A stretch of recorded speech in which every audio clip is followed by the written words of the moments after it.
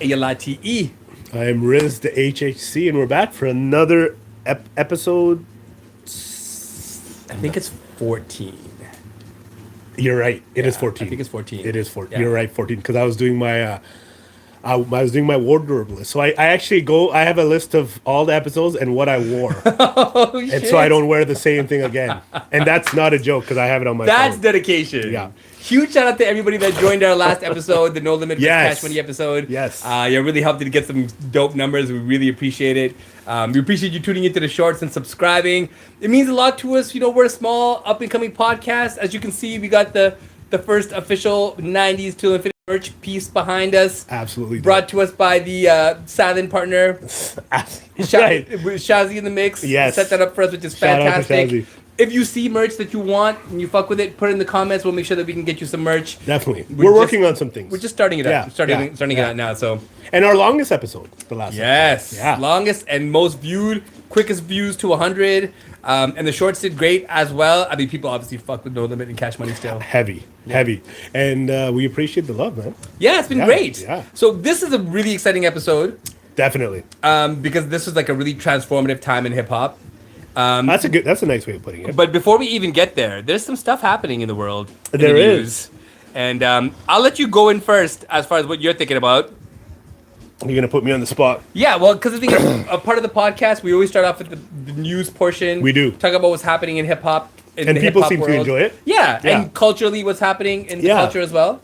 So, Alrighty. So and sometimes we have the same stories, and if we do, we just kind of go back and forth on that. So yeah, I got a couple here. So a rapper named Max B gets released from jail after serving a almost 20-year bid. So he went in about 2007, and he just got released about 2 weeks ago. It's got a cult following. Now, do you know anything about Max B prior to him being incarcerated? I know he's a bit of a psycho. Right. He's got some Dipset affiliation. I didn't even know that much. I remember hearing the name back in the days, but there was nothing else for me from that point. So here's a weird thing. This young generation, my daughter knows who he is. Wow. And I'm like, how the hell Like do you know? like musically? no, or just just who he is. who he is. Like, how do you know? Like, oh, well, because I guess the rappers from her generation Right. shut him out. So That's very true. There's some urban legend lore. And you're right. He's almost become like this cultish figure. Yeah. Like the guy's never released an album. Yeah. An official album. He was the mixtape king for a while, Yes, apparently. yes. He released a lot of mixtape. There was Yeah. a lot of buzz. Yeah. Long story short, he was affiliated, like Alid said, he was affiliated with Jim Jones's Bird Gang. Oh, So okay, an offset okay. of the Dipset. Right. And this is when Jim Jones was We Fly High. So Right. he was kind of He was popping. the man at the moment. So Yeah. he had a lot of he had a lot of pull. He could do things. So he started a label or a crew, and he was like the main guy. And I guess they had a real falling out as for over money. And then he started. So Max B started. They went back and forth with the diss stuff, and then Max B went to the Oh, shit. French Montana crew, and that's when French was coming up in the game, and he had his cocaine mixtapes, and so then they became really good friends, and that's why they're still to the. And then that's why the rift between French and Jim Jones happened. They were going back and forth, and then so that's all this thing. But anyway, so he gets released 2 weeks ago. The guy comes out, and everybody's treating him like he's the Godfather. Like he's on every podcast. They're giving him money. Like Cam and Mace had him on. It's got like over almost 1 million views. It might be a million views now. They're giving him money and tributes and stuff like that. But what do you think about that? I think there's skeletons. There's skeletons that Max B has. That wow. he probably took the bid for shit that wasn't solely his doing. So this is kind of the Interesting. reestablishing of the years he lost because he may have done it for the I cred, didn't even obviously, think about because you know the whole you can't snitch shit. But I always feel like when people come out like this and there's all this praise done and everything's thrown at them, I think they took a bid. I think they took a bid for somebody else. But do you think this is hip hop mimicking the mafia? Oh, the Don is back home. We gotta make sure we all take care of him. I hate that shit. I think Because it's that's so what whack. it seems like. Like half of these rappers, they don't even know him like that, but they're all paying him tribute, buying him chain. Like he's saying he's getting love from everywhere, and he's getting like finance, like like new guys. Hey, here's 50 racks, here's 20 racks. Yeah. Like they're putting him on. Yeah. like, is it almost like a hip hop, like we take care of each other kind of a thing? I think Is that a good thing? I mean, I don't think. I wish that was the case because it didn't happen with Shine. Yeah. Shine didn't get that love. But see, Shine wasn't in the States. Remember, he couldn't come He back. was in the Virgin Islands. Right. Remember, he was. Yeah, he was- sure. I mean, I wish that was the case because if that was the case, then. But you're right. He then, did it. And he was a bigger rap. I mean, Shine was. Yeah. I mean, his first album Huge. was impactful. That's a great album. He's more well known than Max. I mean, B. it's funny Come I say on. great album, but I don't even know anymore if it's a great album. It was a great album at the time. It had 3 really good singles. Yeah. Bad Boys, Boy. Commission, and something else. So like, Bonnie and Clyde. I wish it was a hip hop taking care of a hip hop thing, but like as an example, Buckshot yeah. from Boot Camp Click Yep. got jumped, got his ass beat, got True. got hospitalized, fucked him up really bad. Ain't no hip hop love. Ain't no hip-hop Ain't no love. racks thrown his way. That's true. I think it's more capitalizing on a potential wave because I think you're right. He may have some buzz. You're right. Right, and they're gonna try to catapult off that, but. Yeah, you know what? That's probably what it is because he's popular right now. Yeah. So let's get everybody wants He's to get a piece trending, of it. and Yeah. I don't like it. So, anyways, kinda that's kind of out there right now, and he's getting a lot of buzz. You know, to be quite honest with you, does anybody want a Max B album? I don't know. Not me. I can't. Maybe quote, maybe his fans. I I don't can't know. quote a line. I can't quote a song. So I can't either. And you know what? When you actually made a good point about Shine. When Shine came, he released a CD while he was in prison. I think it was called The Godfather or something like that. It's kind of like it's over. Artists like Shine need a machine, Yeah, and Bad Boy was the machine. absolutely. Right? Absolutely.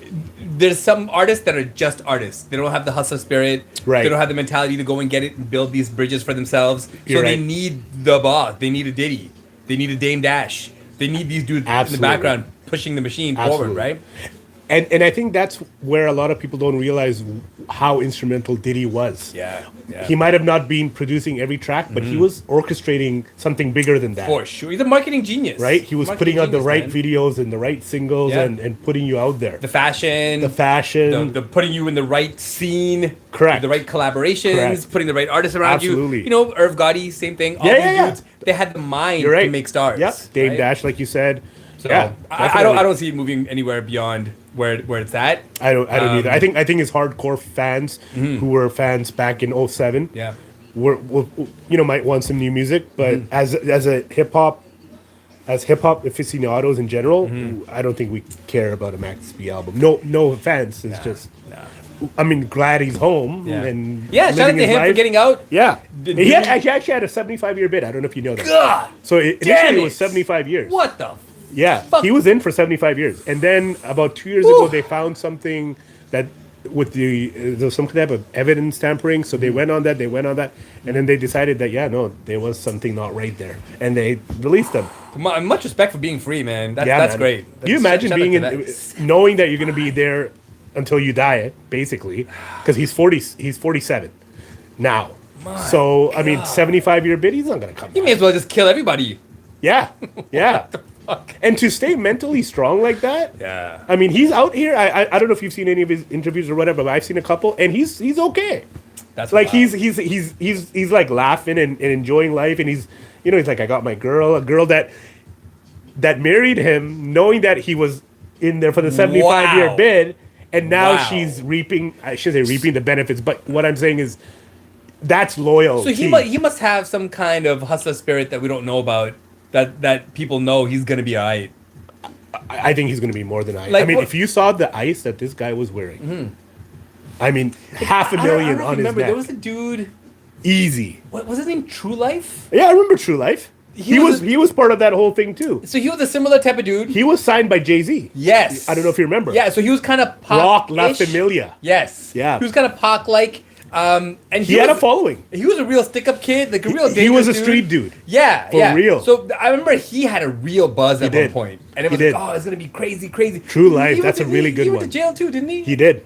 He But- went on an 8-year bid. And remember that time when he was out, when the buzz was on him, you also had Saigon Yes. and Papoose. Yes. And remember there was a bidding war for these Yes. individuals, like 1 million, 2 million. Yeah, like yeah. even Dre wanted to sign Papoose. Like there was a there was a different type of buzz back in the day. And Saigon ended up getting on Entourage.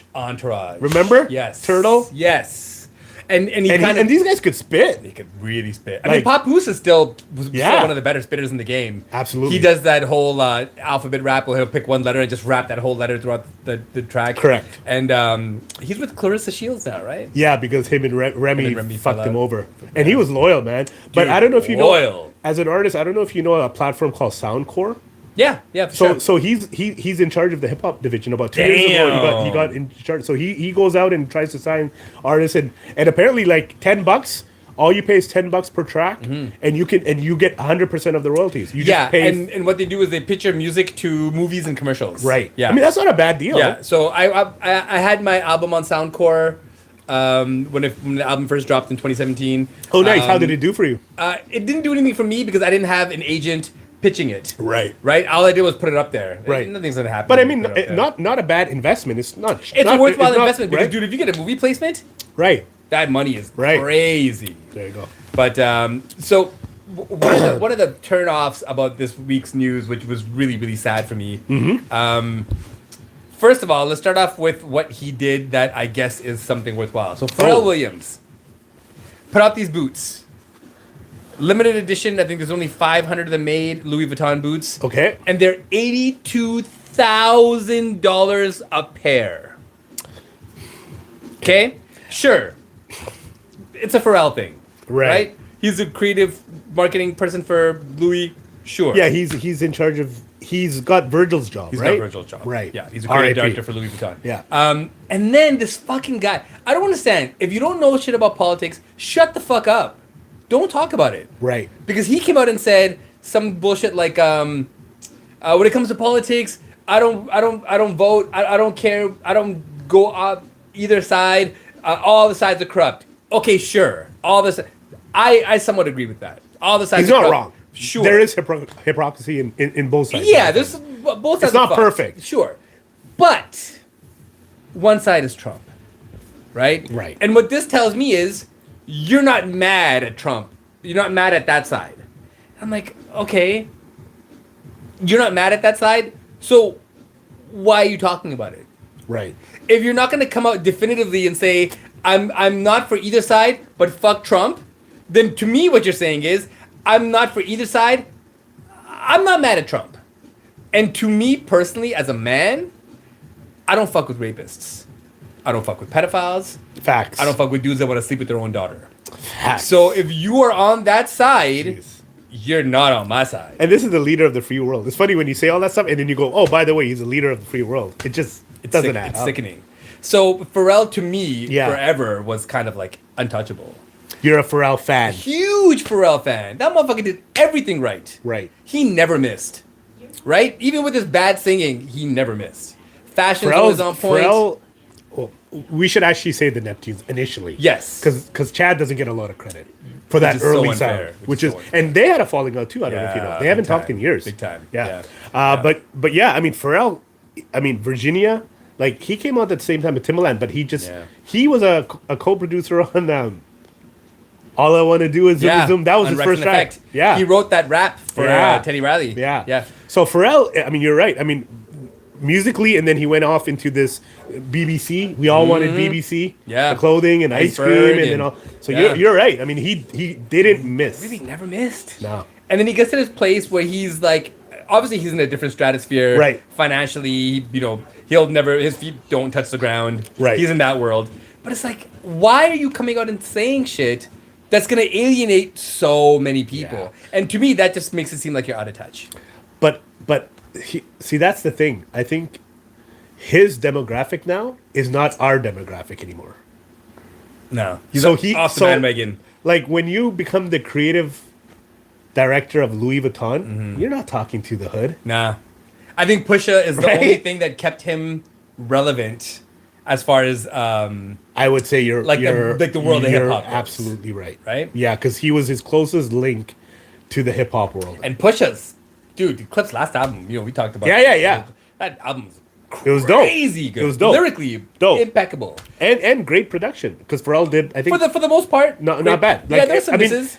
I mean, he still had some of his magic. There's still some Jordan, fire. Yeah. But yeah, without Chad, I don't think No. the Pharrell's ever gonna have the musical success anymore. Absolutely not. I think he's just gonna ride off into the sunset. I don't think he gives a shit anymore about That's that. another problem. Doesn't give a shit. But yeah, I don't think Pharrell, and I think being part of, because that Louis Vuitton is part of this whole bigger thing. The LVMH, they own Moet, they own this, they own that. So it's almost like he's almost doing it because maybe he has to. I don't know. That's definitely a part of it. But I rather you not say anything. just don't say anything. I rather you not say anything, because then at least you're not.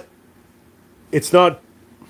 I don't know. Is that the good thing? Do we rather not hear about someone and their actual real things, or do we want them to be transparent? I would rather not know. You rather not know. Yeah, just because I don't want you to be tone deaf. I don't want you to come off tone deaf. I would rather you just shut the fuck up. Don't worry about the politics. Do you. Do your own thing. Yeah. Don't worry about the There's already enough people that talk about politics. Absolutely. Right? We don't need our greats chiming in on this Well, we shit. don't need non-experts to all of a sudden be experts. Don't. That's like Fox News talking about hip-hop. Yeah. You know what I mean? Like, you don't know anything about it. Why even involve yourself in that? And speaking of the tone deafness, this woman has been riding the wave of tone deaf for a fucking minute now. Okay. Nicki Minaj. Okay.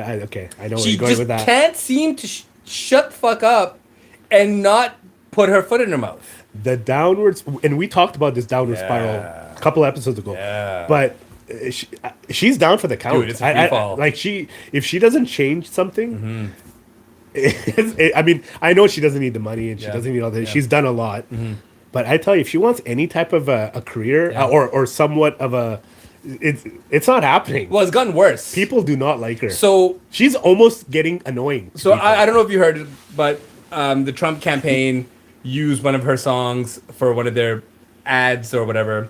And most artists do cease and desist because they don't want to be affiliated with Trump. Correct. She instead retweets it and says, "Oh my God, thank you so much, Mr. President." Oh, so she actually said that. She jumped in on Twitter and said this. And then she went one step further. And this is just recently? This is like in the past 10 days. So in Nigeria right now, Nigeria has been a victim of colonization for hundreds of years. Right. Right? The Niger Delta is the home to some of the largest oil reserves on Earth. I've heard that. So Shell and BP have been fucking up Nigeria forever. Right. And they've been arming warlords because it's the only way they can maintain the control of the resources. Sure. So they get all the money, and the general get fucked. and you get fucked. So a part of the problem with this is Nigeria has a pretty large Muslim population. Correct. And a pretty large Christian I population. believe the president or the king is Muslim too, Yeah, isn't he, or something. yeah. Like So and they're like one of the wealthiest. Yeah, because of Yeah. all the oil money that bleeds through there. Right. So there's been Persecution towards Christians, Christians right? have been getting hit. Right, because that's like the second majority, right? Yes. Right. But again, the way they're making it seem, it's as if it's this unbelievable atrocity. Obviously, anyone dying unfairly is an atrocity. Absolutely. But the fact that Nicki Minaj went out on a limb to say they're persecuting Christians, specifically in Nigeria, when there are so many other countries Right. that are doing way worse. And not to say that it doesn't deserve attention, it obviously does. Right. But she's doing it, she's essentially being used by the Trump camp as a pawn. The timing couldn't be any better. It's right? so terrible. Right. Like, look at this. We have a black person I see now what that's you're talking saying. about it. Right. Because now they can say, oh, well, now we have to go save these Christians. Oh, and we're also going to take the oil that's there. Right. So they're just using her as a pawn. And she's a fucking moron. Right. That's that taking she the can't bait. even see that. Yeah, and I don't know if you saw, but they propped her up in the UN. She gave the speech at the UN. I heard that. Yeah, I saw the news clip about her giving something. And I was like, her and the UN? like, That doesn't what? even make any sense. It's so You might as well put a clueless. mannequin there. Yeah, like, so her baby daddy, He's a sex, like sexual something, right? Yeah, like he had to register as a child sex offender. Sex offender, sorry, yeah. And her brother Yeah, is he- also a sex offender. Right. So it seems like she's got an affinity for sex offenders because her brother, her husband, and now Trump are all fucking rapists. She's openly okay with it. Totally seems fine. And I think she's had a pretty traumatic childhood. I think her dad was terrible. I think there's a story about her dad setting their home on fire with Nicki Minaj and her mom in the home. Oh, shit. So she's had a fucked up Okay, upbringing. so that's pretty, yeah. Right? But the fact that she's gone gung-ho on the rapists, That's to me, it's like, yo, why are you burying your future? She's got no career now. Was she going to become a MAGA rapper? it's I I think it's her only grasp at attention at this point. Yeah. And Cardi B made her look terrible. Yeah. Facts. Which is crazy because, I mean, Cardi B's become hip hop's sweetheart. Kind of has. I in a couple of when I think we were talking about them too. Yeah. And I said I'm not a. The first album had that like one Bodak Yellow. Yep. But this album, and I've said it for a couple of bangers, man. And she can rap. Let's not get it twisted. I mean, she's not Lauryn Hill, but she can rap. She can hold her own, is what I'm saying. And shame on me because I haven't heard it yet. I'll definitely listen to it because I'll forward you a couple of tracks, and they're catchy, man. And you know me, I like production. I like catchy songs. I don't care who you are. And you know what? She's doing more out there than the Megan Thee Stallion, the Nicki Minaj. She's actually still. Meg's newest album is actually not bad. Yeah. I feel like Meg is getting a bad rap because obviously Tory Lanez, right? And because of the booty stuff. Yeah. But hey, man, like, ass has always been a part of hip hop. Come on, right? Some of the best songs have either the word ass or booty or a combination. Usage. 2 Live Crew made a career of it. Pop that Gucci. I mean, one of my favorite songs, and it's so absurd, right? The song, and it literally is one of my favorite I songs. can't wait to do a 2 Live Crew album because it's gonna make no sense. Absolutely. But I mean, booty. I mean, there was even actually a kind of an underlying term called booty music. Yeah. 95 South. Yes. Right. All that. Right. DJ Magic Mike. All that bass stuff. That was that Miami bass. Music. That was all booty music. Yes. All the album covers had bikini covers. Yes. With asses on it. Yes. It's always been a part of hip hop. Rum Shaker. Yep. That was a radio friendly song, and it literally talked about Miss ass. New Booty was a huge hit. Thank you. Right? And then that Big Sean had the song ass. Yeah, ass, I mean, ass. come on. Let's not act. So, shout out to Eminem, Meg. Shake That Ass. Yeah, and I mean, I like Megan Thee Stallion. I think You know what? I should check out that album. And she's so fine, man. Megan Thee Stallion. She's got a very different look. Yeah. Yeah. Dude, She's cute. Clay She's Thompson is a lucky dude. Are they still? I heard they're not together Nah, anymore. they're together. Oh, they still That's are? why Clay Thompson sucks balls right now. Megan's leaving him dry, man. He got no game left. He should just retire. Just retire, yo. Enjoy your money. You've got a lot of money. Take that boat and that dog of yours and just sail off into the sunset, man. You ain't gotta play no more. So, What else you got in the news spectrum? okay, well, you know what? It's funny because now you've kind of torpedoed one of my stories. So I had something positive to say about Pharrell, Okay. but now that might not be the case because Take you've it. kind of shed some light on it. So the article that I had. Tokers. The article that I had was him refusing back in 2017 or 20 to give Donald Trump permission to use one of his songs, I heard that too. which I thought you would enjoy Yeah, I like because that. that was kind of cool. Yeah. But this has now overshadowed that. So fuck that. Because it's 2017, right? Yeah. This is when everybody was very anti-Trump. Right. And the normalization of Trump through the media has made it a little more acceptable for people's true colors to come out. Right. And people are kind of like, oh, well, if he's president again, maybe he's not so bad. But is it any different from a Jay-Z and a Beyonce attending, a dinner or something with people heavily involved in MAGA? So, I saw that as where well. where do we separate on who's good and who's bad? So I saw that as well, and they were sitting at a table with Jared Kushner and Ivanka, Jared Kushner, and that's Ivanka right, Trump. right. And Jared Kushner is a fucking piece Who's, of shit, if people don't know, he's scumbag. Donald Trump's son-in-law. Son-in-law. And he's an active fucking He's a MAGA. Yeah, He's the mascot, fucking right? terrible. Yeah. So do we condone that? So the event that they were at Yeah. was a fundraiser. Right. And according to the people that were in the room, Mm-hmm. at no point did Jay-Z or Beyonce interact with Kushner or Ivanka. Right. So I fuck with that. And the thing for me is, Beyonce is always on the right side of history. Beyonce does not play. No, that's true. She doesn't get herself caught out in bullshit. And dude, honestly, for the most part, Jay-Z doesn't either, man. Jay-Z's pretty solid. No, I mean, you're right. I mean, a lot of people don't know, but he's done a lot of activist work. He's freed Tons. like people of color from jail. He's given bail money The Khalid for people who Browder- didn't do, the crime. Khalid Browder documentary. That's what I was mean. So powerful. He's invested a lot into that. Dude, he just doesn't talk about it. all Paid the off time. Lil Wayne's dead. Right. 21 Savage is dead. And Beyonce, I mean, if you listen to the Lemonade album, that whole album with Formation and about, I mean, Ferocious. she is so proud of her skin color, of So her hair, pro-black. and she's not And dude, apologetic about anything. On the Super Bowl performance, she came down with the Black Yeah. Panther Yeah. regalia. Like, she does not play. So She does not play. People try to take shots at them, obviously, because they are the throne. I think because they're so famous, and they are going to be in situations where you're going to be with people that are not 100%. great, 100%. but you are there. You are. I mean, we go to places where there's people who we might Maybe not we'll agree fuck with. with. Yeah. But what are you going to do? They're there. You're there for a reason, Yeah. right? So I think people make a lot more of it than it is. And same thing that happened to Cube when Ice Cube did the whole Right, and you really pitching educated program. me on that. Yeah. And it makes me mad because so I'm on social media a lot, and I frequent a lot of hip hop pages and stuff. Yeah. And every time there's an Ice Cube post, someone will always be in the comments, "Oh, Trump supporter." It's like, man. So the one thing that Cube did I didn't like was he went on Tucker Carlson's show. Right. And Tucker Carlson's a real piece of shit. Right. But I understand. Someone told me that he's changed his tune a little bit. Huge. He's huge. Apparently, he's a lot more. He's trying to transform. Yeah, and like he's a little bit more like, oh, this guy's not that bad anymore. He's trying to clean up his image the same way. I don't know if you know Marjorie Taylor Greene. No. So she's one of these American politicians who's one of the fucking worst humans in the world. Right, like left wing. Right, super right right, wing. super Sorry, right, right super wing. Trump, super MAGA. Okay.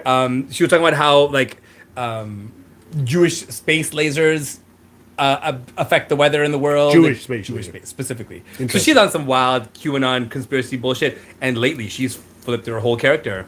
Now she's becoming anti-Trump, and these people are seeing the writing on the wall. So do you think it's genuine what they're doing, or is it because Nah, they're grifters. they're trying to go The grifters, man. where the popularity kind Exactly of what it follows? is. They see the Epstein files. They're seeing how fucked up it is. Right. Dude, he's mentioned like 3,000 times. Yeah, that's In the bad. emails. That's bad.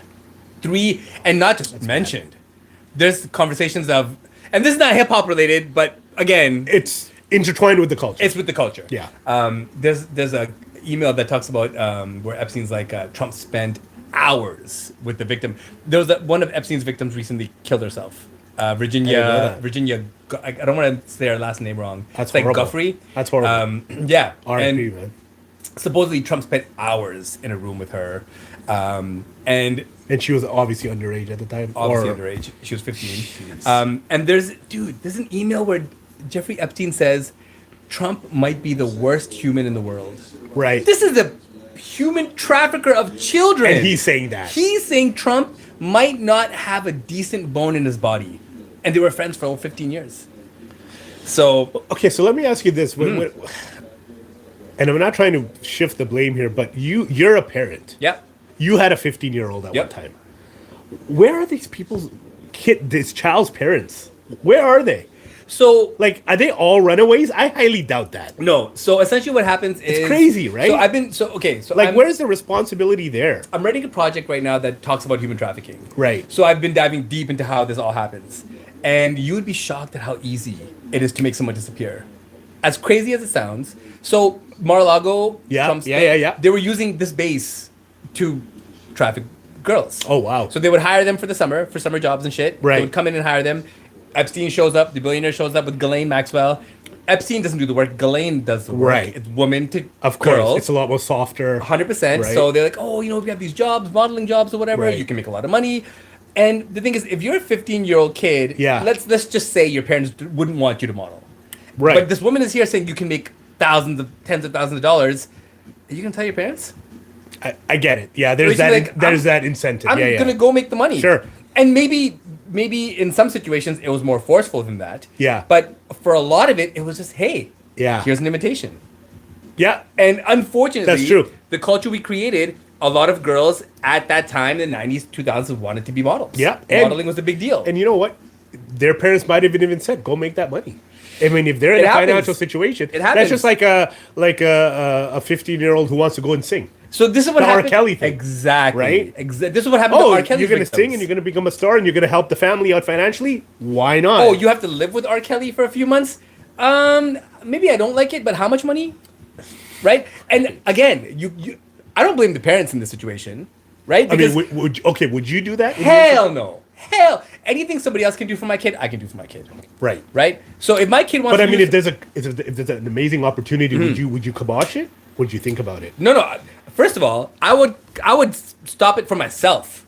Hmm. So if I'm gonna stop it for myself, damn fucking right, I'm gonna stop it for my kids. I've walked away from opportunities because shitty people were involved. Right. That paid money. Right. So if I'm gonna do that, there's no fucking way I'm letting my kids get involved in that shit. But not And- everybody is shitty. For sure. So you're gonna vet the situation absolutely. first, right? Yeah. I'm gonna go there. I'm gonna be there. My kid's never gonna be alone with you. That's the right way to do it. I don't have to be in the studio, but I'm gonna be in the building. Exactly. Right. And that's how I would. Yeah. Play it So out. and the thing is like, you know, Trump's name carried a lot of weight for a long time. Sure it did. Right. Yeah. So anytime you mention that name, oh, Trump's financing it. Trump's involved. Trump's financing it. Yeah. That's big fucking money. Right. So I can see how parents sometimes may have not checked all the boxes. I get it. Right? I get it. And then the girl spends one weekend at the island. Another week at the island. Right. Making a ridiculous amount of money for that age. For that group, age, right? For that person, and all the privileges and the Sure. luxuries of Sure. Oh yeah, the yeah. lavish Sure you. lifestyle. Yeah, living it up. So when you see all of that, it's so hard to blame the victim because the people taking advantage of these people, they're predators. They're fucking cold-blooded predators, man. Absolutely. Right? And cold-blooded predators see weakness a mile away. They see these kids. 100%. They see the weaknesses. They know exactly how to prey on them. They And see how take full advantage. naive they are, right? And they just... But I don't understand it. If you got that kind of money, why not just go get some legal escorts? 100%. Or get them whatever. To act like teenagers. Like Get them to why Vegas. prey on underage girls? Dude, they're or underage masochists. whatever they're into? Yeah. Like that's Dude, they're just sadists, man. They're sick sadists. on a whole nother level. Yeah. And is that there's a famous quote saying that God gives you too much money, you do stupid shit like this. I think it's more... Like you're just so bored with the norm that you need to do something way off. I think it's more the power part of it than the money part of it. That's okay. a different type of power, man. I don't ever want. The last piece to add to the funny shit. I don't know if you heard this part, but a part of the emails. Okay, you don't have to believe me. Okay, I believe him. He does his fast. Google this shit yourself The man does his fact check. and verify yourself. You can see this yourself. The rumors. What it says in this email is that Donald Trump Right. gave Bill Clinton head. Lucky I've been eating and haven't had dinner yet. 'Cause that's So the email talks about Trump blowing Bubba. Bill Clinton's nickname is that his is nickname? Bubba. And then doesn't he have like a painting? Like you told me, he's got a painting of Bill Clinton or something. In right? a dress that Epstein made him pose for. An oil painting. Like 12 feet. Oil painting of Bill Clinton in a blue dress that Bill Clinton posed for. So this might not be that far fetched. Not at all. Not at all. Dude, I'm just saying. I mean, if you got the man in a dress, hey, and not just the man, the fucking president. Well, was he the president at that time? Yeah. So these people are depraved. They're sick. They're the worst of humanity. Like Absolutely. all of these people in that, they're the worst of humanity. And it's funny because back in the days, a lot of us thought that Bill Clinton was one of the better presidents. I mean, at the time, you thought he wasn't the bad. Work-wise, he was. He was better than Bush. in that Character-wise, sense. he was trash. Right. Yeah. Right. But at that time, you didn't think you wouldn't even think of had no anything like idea. that. Like you thought the Lewinsky skin was the worst thing possible, and even that was just like a guy being a guy. I don't know. That's kind of what Yeah. the Power dynamic taking advantage Sure, of the intern. sure, right. Intern sees the president in love with this guy. And Of course, affairs happen, right? Yeah. But this, It's depraved. It's depraved, man. These are the worst of the worst of of humanity. It makes the world a terrible place because they're in positions of power. There's a lot of terrible people in positions of power all across the world, but because North America affects us directly, yeah. how can we not talk about it? I'll say this, and this is not. I'm not being racist or anything, but I don't think I could. I don't think I could ever picture a black president doing that in a dress. Yeah, I don't think you could. Because the expectations on a black president are so much higher to even get there. Like Obama would say what you want about him. Never. He's never going to do something like that.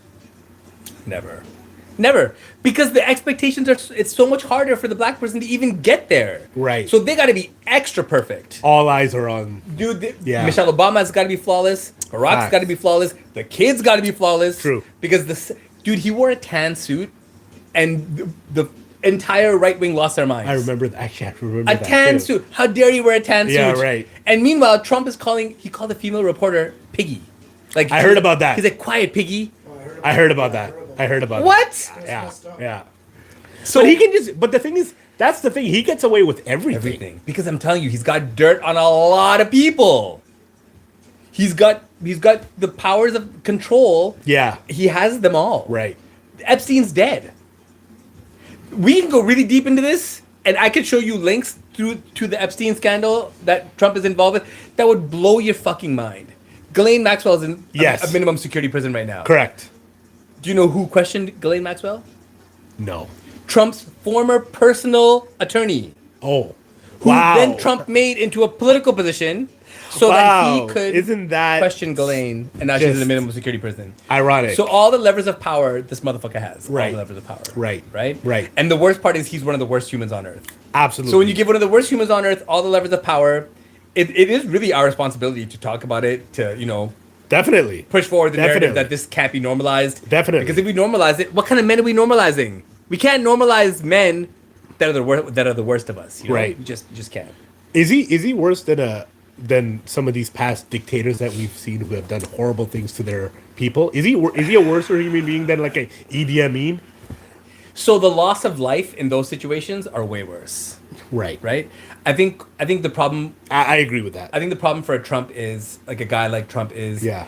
the loss of life may not be as prevalent, but the loss Yeah, of, he's not actively killing his people. yeah, but per the loss se. of dignity and humanity and culture, you shift Yeah. what kind of man becomes normal in society, right? Like, there would never be a time where somebody, like, imagine any of the friend groups that we've had over the years, all the people we've hung out with Right. over the years. Imagine if any group of people we hung out with, one of the dudes was like, yeah, I rape. Like, what would we do in that situation? Wow. We would never associate ourselves Absolutely not. with a dude that actively says, I rape. Right? How could you? Like, How could you? but Yeah. it's the president.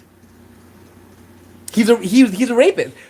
I'm not just saying he's a rapist because I try to be inflammatory. He was You're saying it 'cause prosecuted. it's the truth. He was prosecuted, and the judge called him, and he's officially and legally an adjudicated rapist. Right. Which basically, the only reason it's adjudicated is because in New York, the definition of rape Right.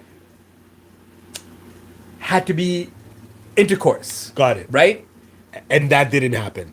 That didn't happen. Right. Trump didn't use his dick. He used other things. Right. It's still rape. Of course. Right? 100%. So 10 years after, like about 8 years after the verdict, the judge is being interviewed, and he said it plainly: Trump is a rapist. So it's not conjecture. We're not making shit up. He is a rapist. And when you normalize men like this, you normalize other weasels that Sure. come out of the ground that want to be like this and perpetuate the same kind of bullshit. Is rape really that bad? Right? Like, when that kind of topic gets normalized, like now on Fox on that right side, you're hearing a lot of, well, is 15 a kid? Is 15 a child? Yes, fucking 15. Of course it is. A 21-year-old is a child.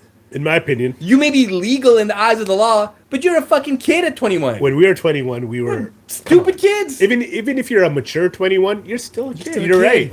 Okay, so you're gonna have so you just opened a can of worms. Okay, you're gonna have a lot of rap fans going, Mm-hmm. okay, well, Elite, what about Tupac and Tyson? They were. Sure. So Tyson. So what's the difference? So Tyson's situation is rape, right. because legally, Yeah. what happened to her, whether in the moment she said no or not, Right. the fact that afterwards she felt like she was raped, that's rape, Right. right? So then why does he get a pass? To me, Tyson doesn't get a pass. Okay. No, but Tyson doesn't get a pass. but we still watch his fights. So for me, yeah. So the fight thing is a little weird because, like, that's what he does. That's the only thing he does, That's true. right? And the circumstances around how his victim ended Yeah. up being victimized, Right. um, It's not as black and white. it's not as black and white because they were together before at a club. There's a backstory here. There was stuff happening, right? So he gets a little bit of leeway there. So I wouldn't necessarily say leeway. I would say there's more understanding of how this could go wrong okay. between two people. Because at that time, you gotta understand, Tyson's not a normal person at that time. No, he Tyson's the king of definitely the not. world. He's a cokehead. He Absolutely. was on a ride of popularity that you don't really get. You don't. And people he had do, too much money. and people do get opportunistic sure. in situations. Absolutely. Right? So and Pac's situation is totally different. Pac is removed from culpability completely in that situation because what ended up happening was the girl that Yeah. ended up causing Pac to go to jail. she was giving him head on a dance floor. Right. The same night that all of this stuff went down. Right. So they go back to the hotel room. Pac, And there's a group of his friends. yeah, Like the entourage. Yeah. Right? So Pac and her get down. They finish their business. Yeah. Pac leaves. Right. The rest of the friends run a train on this girl. That's what happened. And right. because supposedly Pac didn't stop it, and didn't rat them out, he's the fall guy, he goes to jail. and because he's so popular, we're gonna use him And as because he's Pac, right? Right. Pac wasn't a normal person popularity-wise. Pac was the first viral person in popular Absolutely. culture that we were alive Absolutely. for. Like Muhammad Ali was one of those too. Before our time. But for our Yeah. life, Pac Yeah. was a viral person. Right? So then when you say that, that makes a lot of sense. But then you have someone like Diddy, who what's the worst thing he really done? They say sex trafficking, but all he did was, from what I've seen, is bring legal escorts or prostitutes from one state to another. Yeah. Now, yes, that is considered sex trafficking, but it's not sex trafficking in the case of, you know what I mean, right? It's not human trafficking. It's not human trafficking. He's basically flying girls out. I mean, you're telling me he's the first celebrity, Nah, male that celebrity, happens all the to time. pay their favorite All the escort to go from Vegas to New York? All the time. Come on. Dude. Diddy's problem is he's an abuser, right? Right. He Okay. beats the girls he's with. So that's the problem. That's the problem. You're right. The problem. So then why not get him on that they can't, instead of 'cause the... Cassie took him to court. Yeah. Got a settlement. Oh, right. So do So- you think that the time that he's serving is warrant for the sex trafficking? I mean, honestly. I would say they're making an example out of him. Right. Technically, if depending on what state it was, if it Yeah. was a different state, he wouldn't be Right. prosecuted right now. And Every state's got different laws. And I totally agree. I think they're definitely making an example Yeah, out of they're, it. they're making an example out of him, and I think sometimes when you have that kind of power, Yeah. I hate saying you have to be made an example because white people get away with it all the time. So that was my next thing. Yeah. If he was Bruce Springsteen in that same situation, would he be in jail right now? No, because I mean, dude, You honestly think he? I For sure don't he would because be. Brett Favre, Yep. who's like Golden Boy, for Green the Bay Packers, yeah. one of the most iconic quarterbacks of all time. He's got early set dementia now or something like that. I mean, right? possibly he took a lot of- Parkinson's. He's he took a got lot something. of Yeah. fucking hits. He's yeah. So Anyways. he stole this crazy amount of money from a welfare program. Oh wow. In Wisconsin, because he's like intertwined with the government. Because Why would he do? He made so much money. So much money, and This he guy stole, was an all-star QB. and I considered watched one of the football. greatest of all time. He was, and he made a lot of money. And he stole this shit ton of money from That's this chair horrible. with this welfare That's program, absolutely horrible. and didn't get prosecuted. They just give him a little financial slap in the hand Yeah. and move on with your life. You're stealing from a welfare program, right? Like I don't know what people consider to be severe as far as crimes go, but you're stealing from the impoverished. What the fuck is that? I remember because you're always advocating for this kind of stuff on your social media, which if you're not following Elite, you have to. And you actually had one a while ago, a long time ago, not a long time ago, but of that college kid who was accused of rape, but they didn't give him any jail time, and he Yeah. was like a swimmer or Yeah, something like that. yeah. I mean, this stuff happens way too often. Yeah, right? Brock Turner, and it was a disgrace. He was caught raping the girl behind a dumpster, right? And the fucking judge said, because his future is promising, we can't Right. prosecute him like this. Right. And that's bad. But recently, just like a couple weeks ago, there was one that was way worse. And another white kid, I can't remember what state it's in, but he raped a couple of girls. And almost murdered one of them in his home, Right. with his mom in the house. Wow. At one point, the mom came to the door, knocked on the door. Is everything okay? He said yes. She Right. left. This guy is such a piece of shit. They prosecuted him. He was going to get 78 years in jail. Was going to get 78 years in jail. Right. His dad got involved, part of some sports program, talked to some people, and now he's getting no jail. From 78 years To 6 nothing. months. To 6 months. 6 months. And he has to register as a sex offender. Oh, great. Oh, that's... So yeah, the rules are Child's very play. the rules are very different, right? The rules are very, very different. So it's weird when Diddy gets a sentence like this. We're kind of like, does he deserve it? Well. Now if you compare the two, I mean that's crazy. Fucking insane. That There's is no rationale. absolutely crazy. Yeah, and again, anything that I talk about here, we discuss. You can Google it yourself. Right. You don't have to take my word for it. Google it yourself. If you care enough to be informed, all of the information. Be is there. informed. All the information is there. Yeah. Wow. We almost got to do an episode on just political, the political world and the culture. Yeah. Because I mean, we can go on forever. Yeah. Any other news topics on yours? Not for me. Okay, I had one more, and then we're gonna jump into this.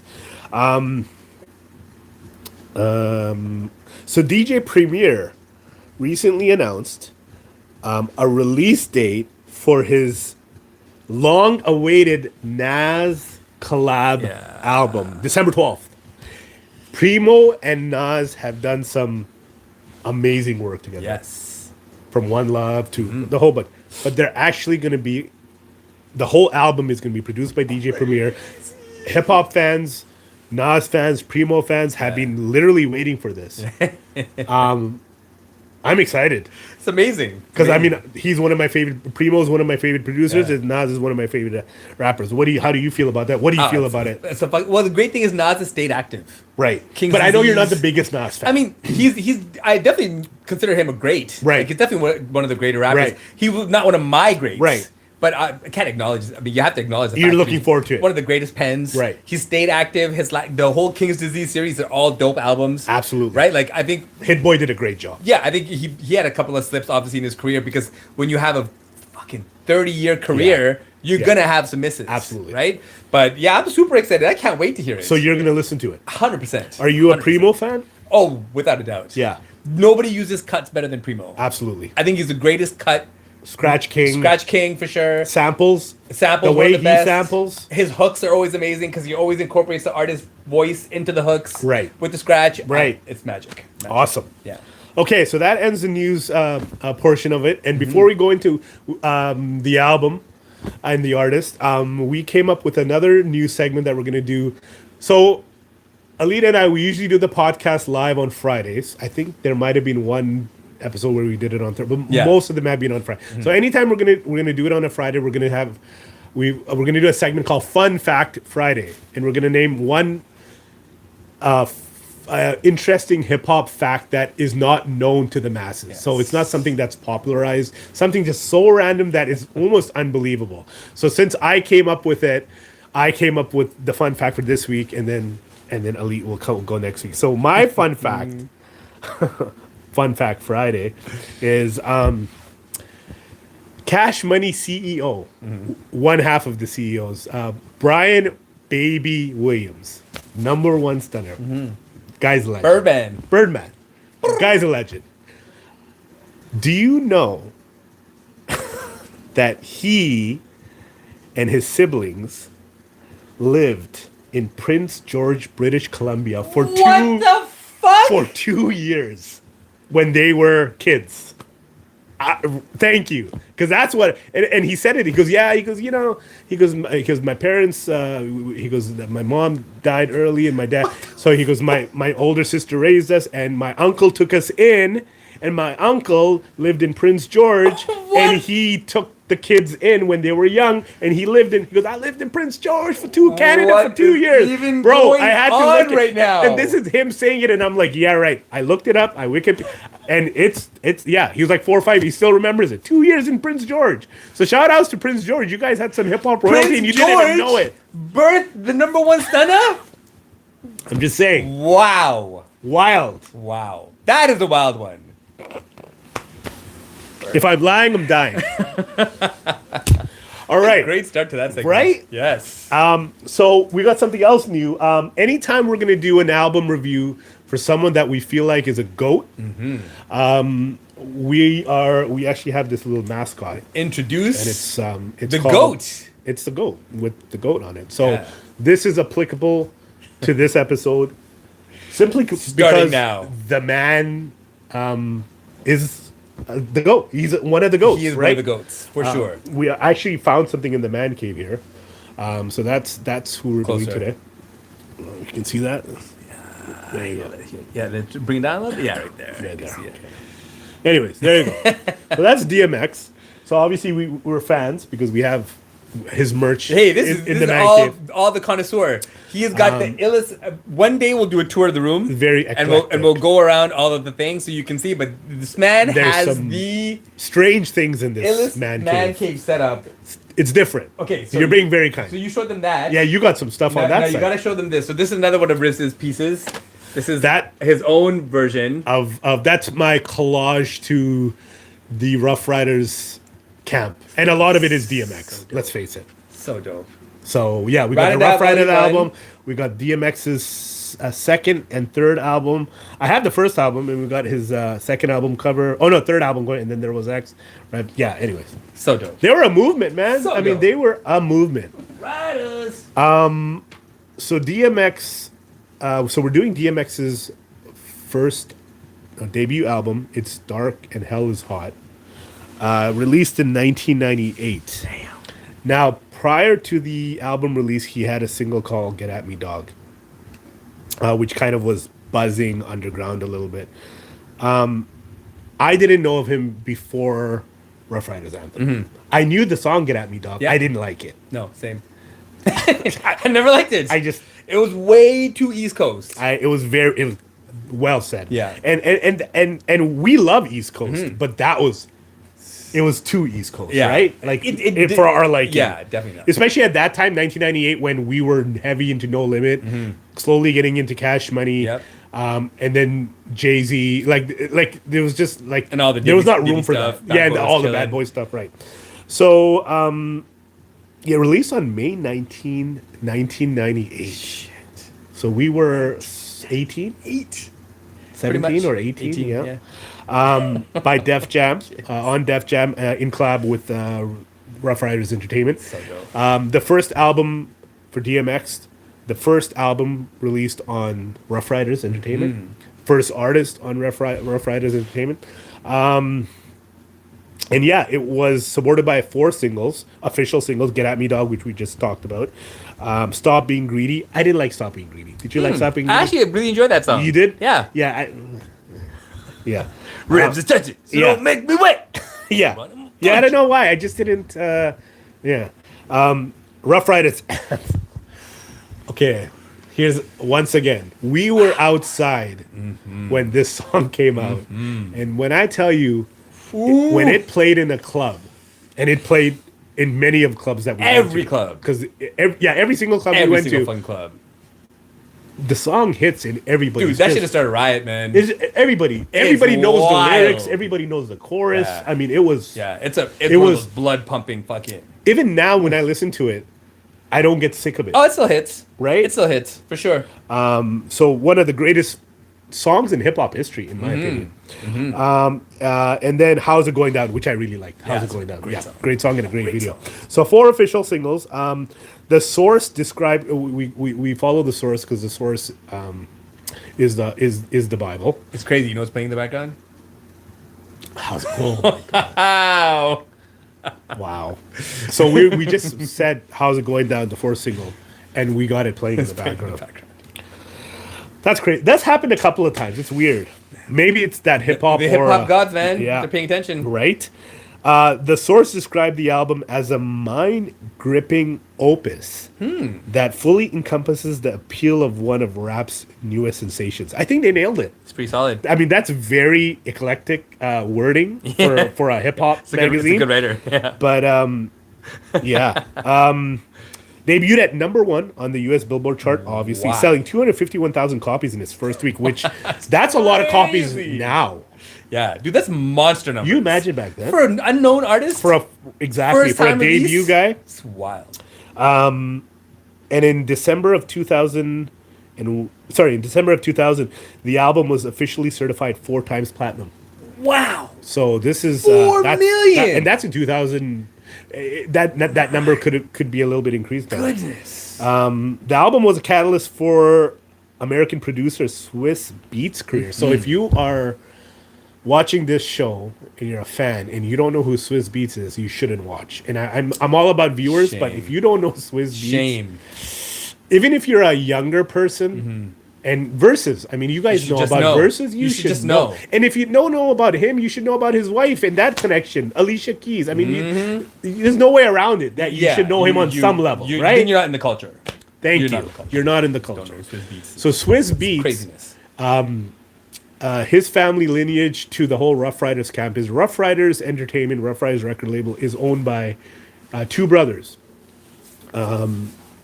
the Dean brothers, Wah, and I forget the other brother. But anyways, they own the label. Swizz Beatz is their nephew, their sister's son. So that's the connection they have. So this was the first album that he did any production to. Now we all know him as this legendary producer, amongst other things. So many hits. But at that time, he was just a young kid trying to make it into the producing game. A debut for Swizz Beatz as well. In 2013, Nas. Sorry, Darren Dean and Joaquin Dean. Thank you. Yes. So Joaquin Dean, aka Wah, and Darren Dean. Yeah. Okay. Cool. The Dean brothers, and Swizz Beatz' real name is Kareem Dean. Yes. So, anyways, Muzis. yeah, and proud of it. They all of them went for Hajj a couple years ago. Y'all represent. So you gotta love that.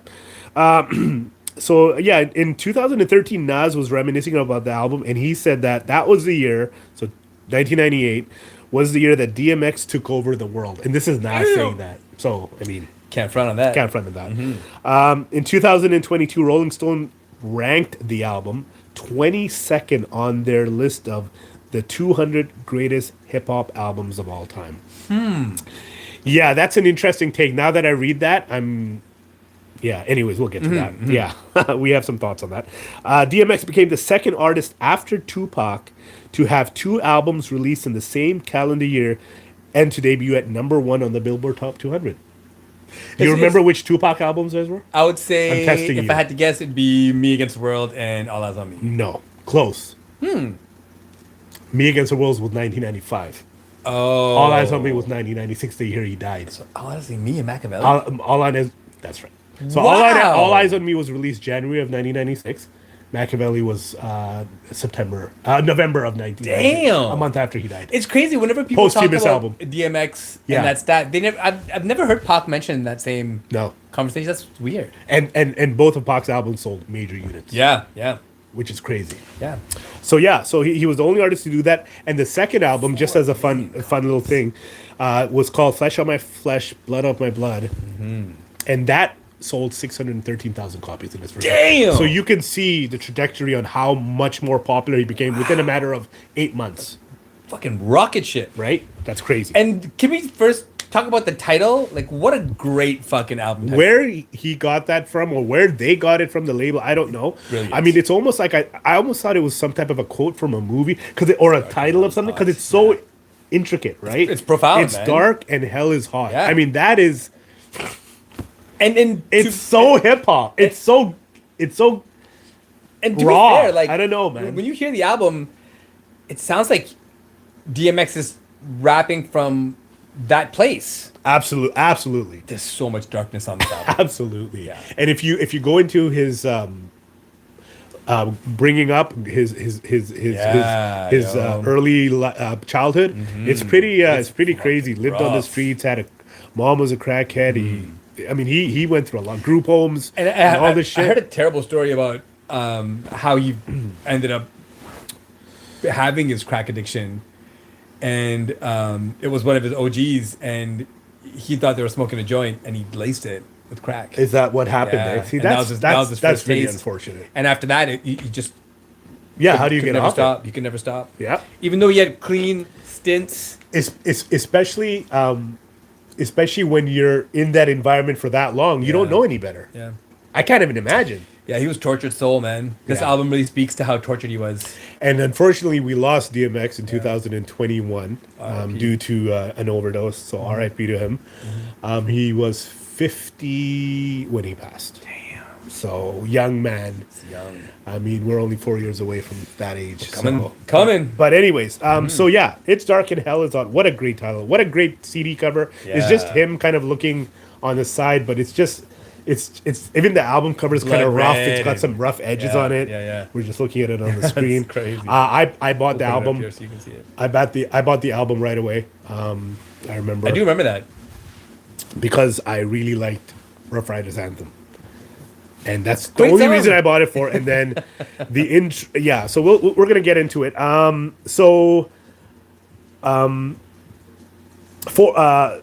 said 19 tracks. I was wrong. My bad. 14 tracks. No. 19 tracks. You're right. Sorry. Yeah. 19 tracks. 19 tracks. majority of the production we thought was Swizz Beatz. Oh, I definitely thought that. But no, it was actually a producer named Dame Grease. And if you're a real hip hop aficionado, you remember that name. Dame Grease was a producer, a New York producer that produced for not only DMX, but he produced for Mace. He did a lot of work on Mace's first album. Yeah, I remember that. He did some work for Nori. And yeah, he did a lot of, he did a lot of, he was known. Crazy. So anyways, so Dame Grease's whole production style was that he never used samples. And if you know Swizz Beatz, same. he doesn't use samples. He's not much for samples. He So uses them occasionally, but very not rare, often. very rarely. Yeah, yeah. And you can tell from the sound that Dame Grease had on this album, very influential on Swizz Beatz. You can hear it being played out. The synthesizers, the drums, there's a certain pattern of how he does things. Yes. And you can tell that Swizz, that's what he it births orchestrated. style, Yeah, for sure. So anyways, Dame Grease produced 13 tracks in total. A guy named PK produced 8 tracks. He's an in-house Ruff Ryders producer back in the days. Irv Gotti did 3 tracks, and a lot of people know, but Irv Gotti was very instrumental in DMX's coming over to Def Jam, and then getting that deal with Ruff Ryders, because Ruff Ryders didn't actually find DMX. Yeah. DMX found them through Irv Gotti. Yeah. It was this whole thing. And Swizz Beatz only did 1 track, but we'll get to that. Okay, so DMX, what was your initial thought of DMX when he first hit the scene? That he was heavily influenced by Pac, and he came out and said he was not influenced by Pac. I remember that at all because he had the tattoo. Yes, and he had like the 6-pack, and he raps like him. He had that. Okay, let me rephrase. He doesn't rap like him. Pac is on the beat every single time. Pac's got perfect cadence. DMX's cadence is scattered. It is. And it's delayed. And his patterns aren't common. But the way he uses words, the inflection of his words, there's mad Pac influence. I don't give a fuck what anybody says. He is hugely influenced by Pac. I would agree with that. The bandana tied backwards, always with the shirt off. He is carbon. I would agree. Almost a carbon copy of Pac. I would agree. Yeah. I would agree. Did you like them? Did you like him off the bat? Right away. Were you a fan? Right away. Instant. A Ruff Ryders Anthem. Yeah. How can you not fuck with that song? Yeah, so that's what did it for you too, Because right? it was so different. Right. Nothing ever sounded like that before. Absolutely. He was a breath of fresh air in that sense because he was so raw. Yeah. And he wasn't commercial by any means. When a lot of commercial rap, even the superstars were going into that commercial space. You had Jay with Hard Knock Life. Yeah. You had Ja Rule coming in. Yeah. They were making hits, but commercial hits. Yes. But DMX was making hits with songs that shouldn't have been radio hits. Accidentally. They were not radio friendly. And the crazy thing is, X hated Ruff Ryders Anthem. He never liked the song. He said that, he right? He did it as a throwaway. Yeah. And it's one of the most iconic, his most iconic song. We saw DMX live in concert. On the Hard Knock Life. At the Hard Knock Live / Ruff Ryders tour in '99, I want to say, right? Yeah, Probably. yeah. And we still have the T-shirts and all that. And he was great. They stole the show. God. He was Unforgettable. A lot of people say in hip hop that he was one of the best live performers, not just rapping wise, but just performance wise. Presence. I have to agree. He's up there with a Busta Rhymes. Absolutely. And have to agree. I've never seen actually, we saw Busta live. We did. We saw him at the Chronic tour. No, the Puff tour. Sorry, you're right. The Puff tour. Usher Correct. was there the too. Bad Boy, the No Way Out tour. Yes. That's right. We did. Usher was also there. But we saw a very a younger Busta Rhymes. Super young. Like second album Busta Rhymes. This is like Higher Learning. No. Higher Learning was 95. So his first album was Woo-Ha. Yes. Which was released in 95. Yeah. His second album was When Disaster Strikes. Right. Which was 97, 98. That had Dangerous, remember? And a couple other songs. Yeah. This is pre-steroids. But he that's right. Way, yeah. This is Janet Jackson collab. Yeah. But Busta is known as one of the greatest live performers. So I mean, we saw DMX live, and I would definitely agree that he 100%. He was a great live performer. So, and we were actually in his presence, but we never saw him. Right? Remember in the club? He was there that day. We were at a club, Club Elite. Shout out to Club Elite in Yale Town. And we were at the club and at a random club night, and the DJ announces Maximus Clean, I believe. Shout out to Maximus Maximus Clean. Clean. That Aaliyah is in the house, in the club. And that's another story, but she is there. And DMX was, I think, in there too. No, That was the word. that was the word. Yeah. So, anyways, okay. So, track number 1 is the intro, which is an intro and a song. It's not just an intro. It's an intro that goes into a song. It's titled intro, but it doesn't do it justice because it's actually a Incredible.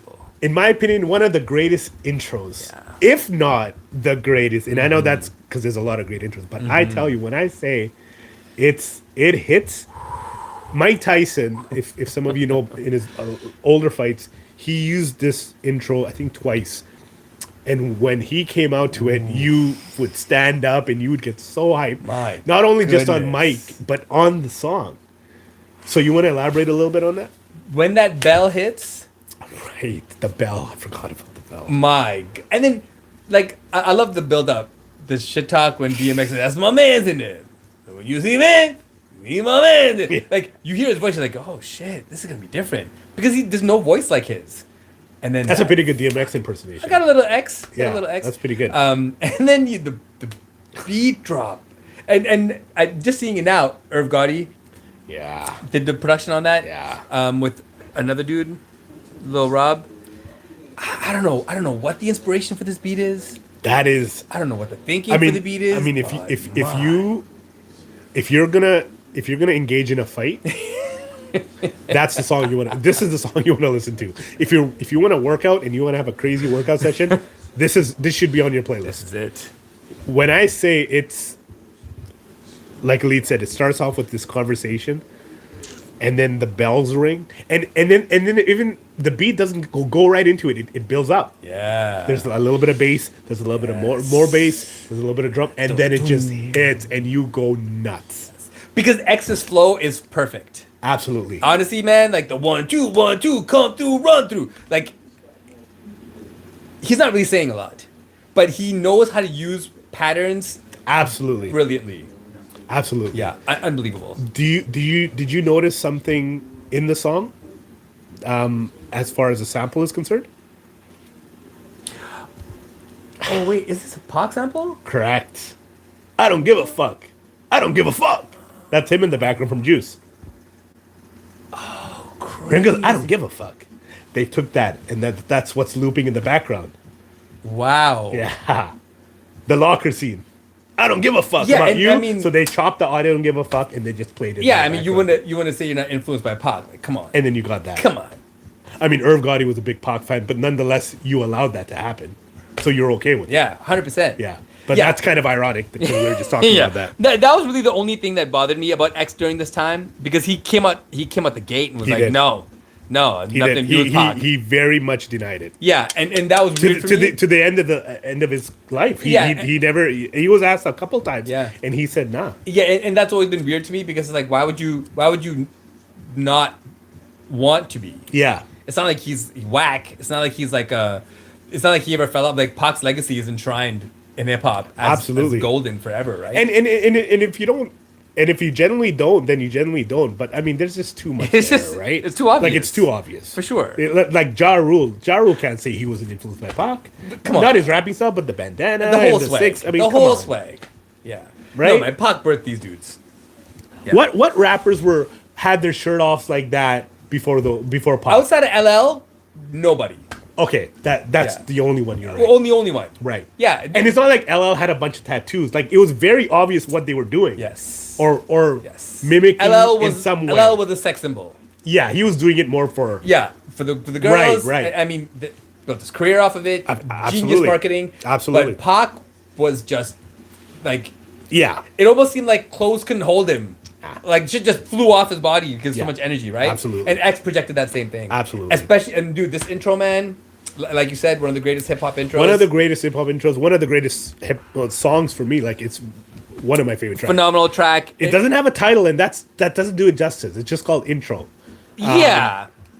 It should have a song. I feel like what they should have done is they should have after the talking portion, they should have cut to track number 2 and then made a song. Yeah. Because they could have, it would have just flowed into Would it. have been perfect. But nonetheless, I give it a 5 out of 5. 5 out of 5 without a doubt. Yeah. He's also probably one of the only artists that could call himself a werewolf and howl on the track. Right.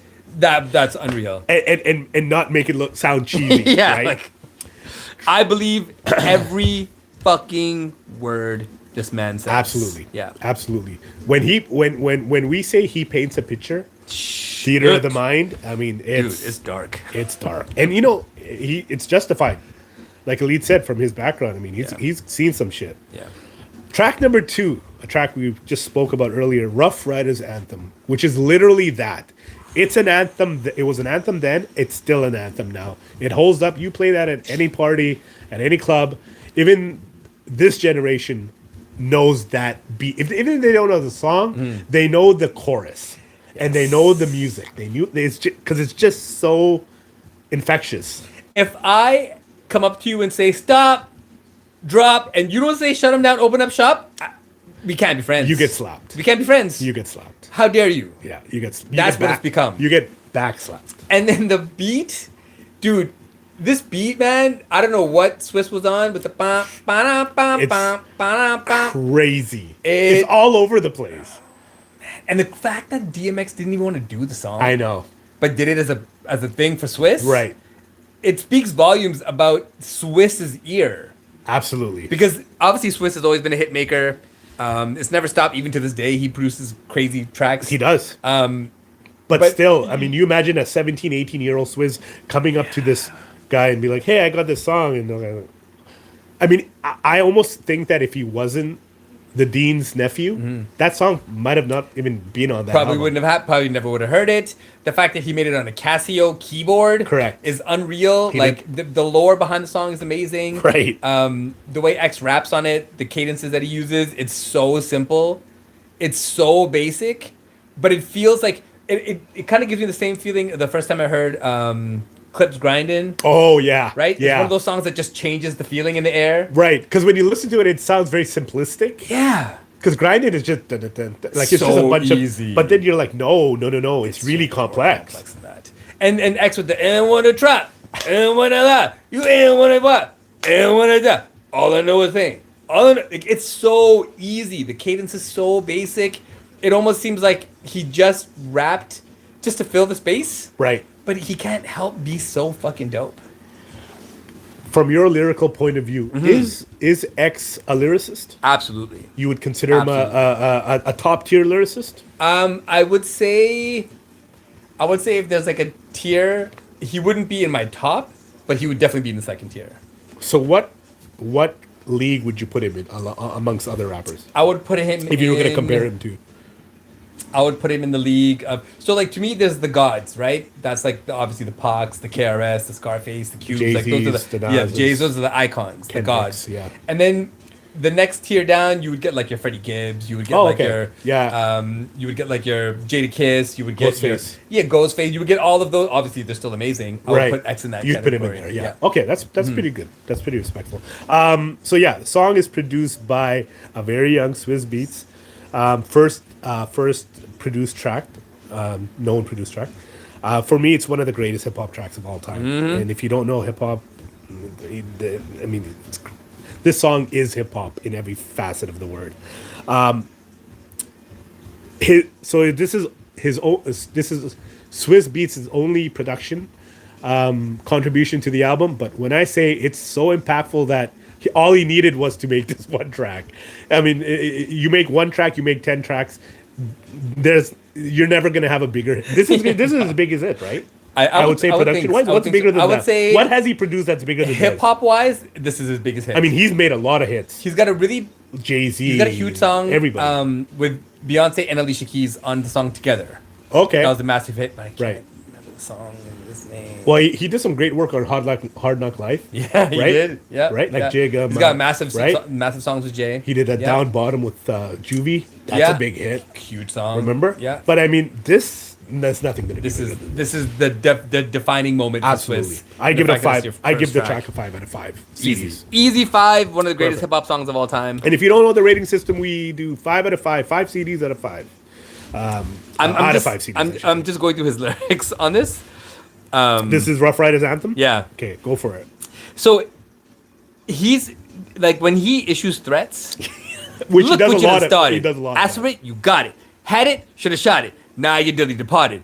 Get at me, dog. Did I rip shit? With this one here, I'll flip shit. As though when I kick shit, it's gonna be some slick shit.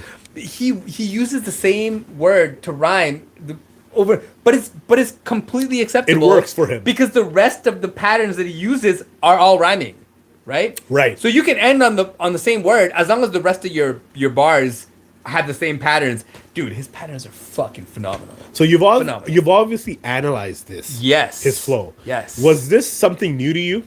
Oh, As far as the way his delivery was concerned? yeah, You absolutely. didn't see anything before that? Nothing, That was nothing similar close. to that. I think the only similarities are like when he holds out words, he drags out his words, like Yeah. the preacher style. That's all Pac. That's all Right, Pac. right, right, right. I even think the way he swears is all Pac. Like the motherfucker, like Yeah, he really puts a lot of that venom. emphasis into There's it. a lot of venom in it, right? Yeah. I feel like that's a lot of Pac. I agree. But 5 out of 5, no question. Okay, so far, I don't know if we've had an album review where the first 2 tracks are 5 out of 5. Yeah. That doesn't always happen. Okay, track number 3 titled "Fucking with D," produced by Dame Grease and PK. For me, it's a very New York beat. A little too New York for my liking. Like I said, X's rapping is not a problem. He's always solid. But I'm a music guy too, so I kind of look at both sides of it. So I gave it a 3 out of 5. I think I was probably being a little generous. The beat also, I don't know if you noticed, but it actually sounded like Get At Me Dog a little Yeah, bit. it did. It had a little similarity. Yeah, I didn't like the beat at all. It's actually the beat's super mid for me. Yeah. And I said my notes up with the same thing. Mid beat, strong flow, because X raps the shit out of the song. Absolutely. Like he did what he could, and it really kind of gave you a piece of what X was gonna be like. Right. As far as like Right. the intention of the song. Right. Because he starts to, I want to break bread with the cats that I starve with. Want to hit the mall with the same dogs I rob with. Want to be able to laugh with the end that I cried with. When it's over, be like the end that I died with. So you could tell right away, it's like, when he repped Ruff Ryders, it felt like they were like a real family. Like there was like no separation. They were all ride or die for each other. And he made it feel like that. I don't know if it was like that. Right. It seems like they were tight, but we don't know that. Yeah, I mean, that's... The But it- perception is that they were, but you're right. You don't But know. it felt like, man, Yeah. like these dudes ride for each other. Absolutely. So for me, it was a great intro into who X was going to be, but the song is not good. The beat for me is... I wouldn't go as far as saying it's a filler track, but it's just not a great track. Yeah, I would say... Especially when you start so strong with the first Yes. 2. It was kind of a... I wish they had maybe put it towards the end of the album. Yeah. But Yeah, easy. irregardless, I didn't like it. I gave it I didn't hate it. I gave it and I was trying to be generous. I probably should have given it like a 2.5 out of 5. But I gave it a 3. I gave it a 3 too. Yeah. And the only reason why is because of, DMX's raps on that Right. song are dope. Right. Okay, track number 4 is actually a skit called "The Storm," produced by Dame Grease again. I found it a filler track. It wasn't necessary. I don't know why it was there. They should have just cut the fat. on Yeah. that. Completely unnecessary. Same. Yeah, I just felt like a waste. Thank you. I mean, maybe they were trying to tell a story. I don't see it. I didn't follow I don't it. see it. I gave it a 2 out of 5. Exactly what I put in my notes. Wow. 2 out of 5. Crazy. Okay, track number 5, titled "Look Through My Eyes," once again produced by Dame Grease. I thought the production was really good. It was solid. The beat is very dark and eerie-like. Rapping's on point. I gave it a 3.5 out of 5. I like the beat a little bit more than... The beat had a Casio feel. Yeah. And that's... Right. Casio feel, repetitive. Yep. And I was like, okay, you didn't give DMX a lot to work with on this beat. not really. And it's unfortunate because he didn't get a lot to work with, he didn't get to like expand on the content. Like Right, the subject matter. right. It almost felt like he was reasserting how fucking dangerous he is the whole album because all the beats were made for him to rap like that. Right. Right? Like I think X is way More broader than exceptional that, yeah. as an artist, right? But I think when you title an album is dark and hell is hot, what kind of music do you expect? Sure, you got to be They dark. they all have to be dark and eerie. Yeah, you got to be dark. But you can be dark and eerie and have tracks like the intro, that kind of feeling, And which is a songs little like bit more solid. It's about to go down. Right, Right. So right. this balance, There's you can have balance. You're right. You're But right. I just felt like this. I mean, what it really did for me hearing the raps, it just created this lore about Right. DMX. Right. Right. Like this guy's not normal. Like, No, whatever he's going absolutely through, not. We've never seen anyone go through what he's going through, and it felt really heavy and dark and like almost depressing. Hearing Boy, him- there were times where you would. I mean, that was the tone of the album. And I didn't mind the hook. I think the hook's kind of cool. Yeah, it wasn't bad. See what I see. Like, Yeah. I'm cool with that style of X. Sure. But song Yeah. overall, I got a 3 for me. I gave it a 3.5. All right, track number 6. So this was his initial single for the album, or leading up to the album, called "Get at Me, Dog," which has a very iconic beat in a sense of everybody know. A lot of hip hop heads know that beat. Yeah. I believe we had some Canadian rappers who used that beat too on the Northern Touch. Yes, Did they? yeah. Did they use it first? call. I don't even know. No, X would have used it first. He would have used. So Yeah. I think it was Cardi and Chocolate. Choclair and a group. Yeah. Remember that group? Baby Blue Crew or something like that? Yeah, I can't remember maybe. the name. I can't remember. But yeah, I know what song You know who? Yeah. Yeah. So they had their song was called Northern Touch Remix. Oh, the Rascals was on there. The Rascals were on they there were too, yeah. Anyways, so yeah, and it's featuring a young Chic Loach Crazy. from the Locks, The Lox. 1/3 of the Locks, who at that point the Locks had already released their album. Yeah. Yeah, their album was already released. Money, Power, and Respect, the Locks. So they were already known of some sort. But he's on. His features kind of. It's not horrible. It's not bad. Side. It's not super impactful. But it is what it is. He can rap. He can rap, definitely. Produced by Dame Grease again. I know it's an iconic song, but I never liked it. I never liked the song.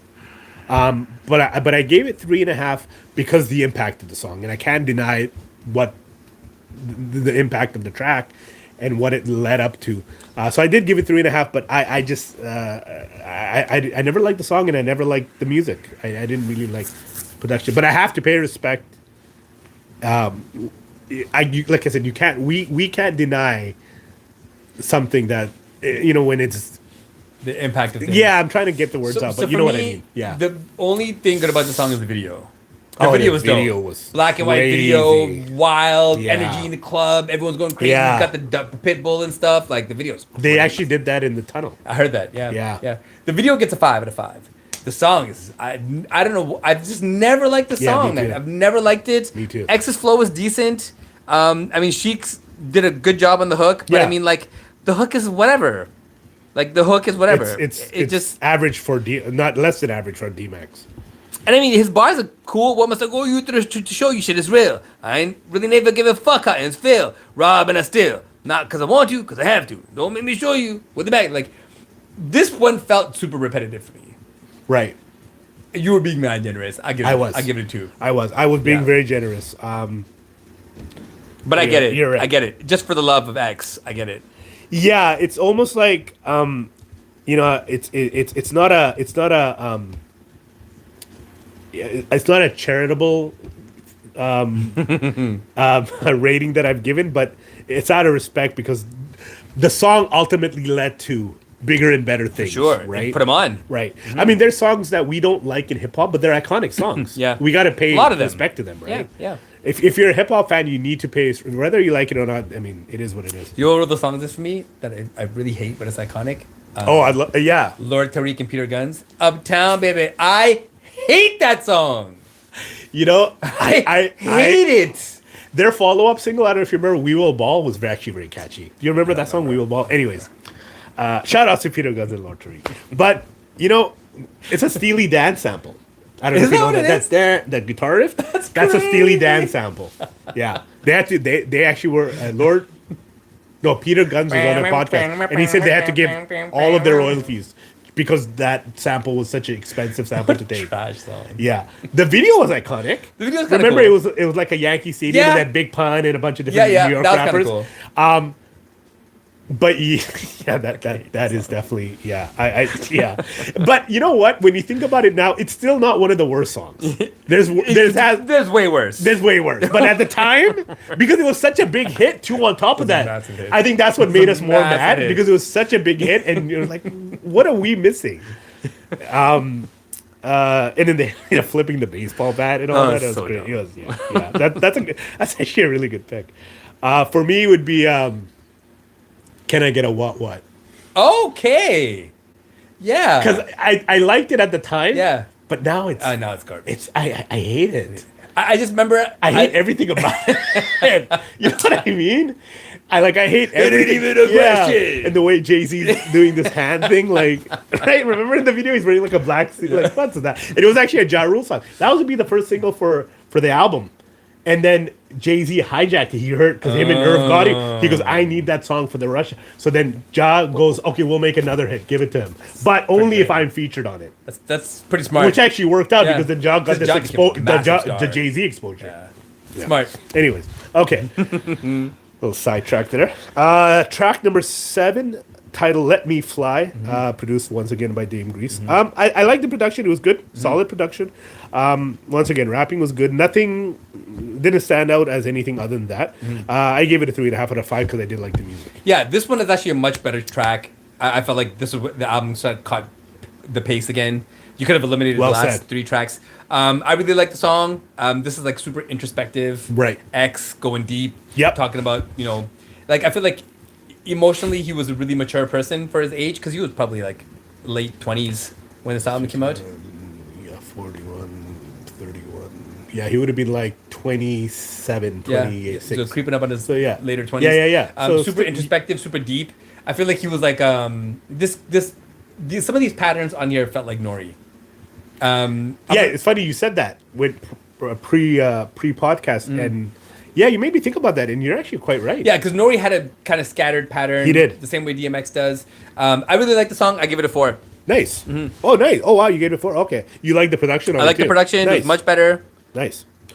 Okay, track number 8, title X is Coming. So X was his nickname. If you know DMX, a lot of people called him X. That was later on. That's what he was kind of known as, not DMX. And do you know what DMX stands for? Yes. Can you want to tell the viewers? You should know this if you're a Yeah, you hip hop should fan. know this, but if you're a younger viewer, you might not. Dark Man X. There you go. Yes. And trust me when I say he lived up to that Dude, he was moniker. He was dark, dude, man. Track number 9, Damien. And what? Hold on, you missed one. Oh, did I Number miss 8. one? Oh, sorry. I didn't. Yeah, I got caught up in X is Coming. Okay. Produced by PK. Titled X is Coming. For me, very New York beat. Once again, obviously New York, but this was very New York for me. Very chaotic, almost like a chaotic kind of a beat, in the sense of like there's end of the world type of kind of atmosphere. I give it a 3.5 out of 5. This track is so foul. Wow, He says some horrible shit in this. Oh, this is horrible. the track. Yeah, this is the the track. one. Okay, It's so I didn't know which track bad. that was. Yeah. He talks about raping a 15-year-old in front of the dad. Like, this is some horrible shit. And the crazy thing for me is, DMX has got some horrorcore. Absolutely. Similar to Brother Lynch Hung. Yes. Dark. Good comparison. Up. Yeah. I think the one thing about it that stood out for me was when he said it, I believed it. Like, I believe that he could be that dude. He's capable of doing it. Because he's so believable. The lyrics match who he is so deeply that there's no separation. Like, even seeing DMX in interviews over the years, he speaks in like rhyme patterns. He right? does, Like the way he talks. Yeah, he does. It's makes true. you think, it carries you in this way. Like, it's this thing that he does, and he just like pulls you in. So when you hear the song, man, like if you have a soft stomach, don't fucking listen to the song. It's a lot to take. It's nothing feel good about this. You know, it was a different time, and when we were talking about it earlier, you know, you mentioned like Biggie had some lyrics like that were like, oh, okay. Electrical tape and around you're your not daughter. wrong. Like, oh my Kidnap God. you, right? I feel like on the bridge, like fuck him in the ass with a punch a pregnant woman. But let me ask you this: why does Hollywood get away with it? It's a great fucking question, man. Like we watch some Hollywood movies, and they're foul. It's so bad. Like, and obviously it's not real life; it's art. Yeah. But that's what we say. Yeah. We say it's art, and we walk away, right? So why can't we give the same kind of perspective to music? I think this is one of those places where the idea of authenticity in hip hop really fucks hip hop over, because it almost forces your stories to be real. That's a great point. Even if the stories aren't real, which a lot of them aren't. Because of you got to keep it real. Right. Everything is keep it real. It plays against you because now you can't even take creative liberties and storytell without it being like, oh, is he that dude? Like, is he that guy? And I think that's what X gets trapped in. But then that's actually a really good take. But then there's DMX, and then there's Earl Simmons. No, There is artist. Like I get what you're saying, because in Hollywood you're an actor. Yeah. And that's what you're doing. Yeah. You're just acting. You're not. You're playing John Wick in the movie, Yep. but you're Keanu Reeves in real life. Yes. So you're not that guy. Yeah. In music, especially hip hop, you might be two different people name wise, but you have to keep it real. So when you're keeping it real, maybe you're keeping it too real. Yes. Because nobody interviews Yeah. Jay-Z and calls him Sean, Yeah. right? True. Nobody That's does. very true. Nobody interviews any of these dudes and calls them by their legal name, Absolutely right? not. Like, Absolutely not. And I think that forces them to not be able to have separation. And maybe X is this. Maybe he is that dude. Maybe there isn't separation when it comes to DMX. But if there is separation, I wouldn't have believed it. Like, I believed every fucking word he said. Yeah. Right? I get it. And not a lot of rappers can do that. Like, when it's funny, we talk about Big. I thought, like, when Biggie would rap that shit, it felt like he was fucking around. It felt like he was just trying to be outrageous. That's honestly what I got. Because Yeah. when you saw him, he wasn't that aggression. He was a happy-go-lucky He was kind of a guy, smiling man. guy. This guy wasn't a street dude per Nah, se. he He wasn't. He was having fun, enjoying Right. life. So you just thought he was just being... Flipping words. He was pushing the envelope a Yeah, little bit, same right? with Eminem when he goes all crazy and shit and Right. stuff, all that wild shit. Obviously, it's not what he does. Yeah, But right. he can just rap so well. He can say foul shit. But this is different. Yeah, like he makes a thing in 3 a.m. and he talks about Hannah Montana, Lube. It's funny, right? man. It's not appropriate, Right, it's but so we know where he's coming He's from a because he big uses this kind maniac. of different voice. Yeah. And you know he's just being... He's pushing the button, Yeah, right? But yeah. that's not him in real life. The guy's got a daughter. He's not that guy. We know that. No. But you're right.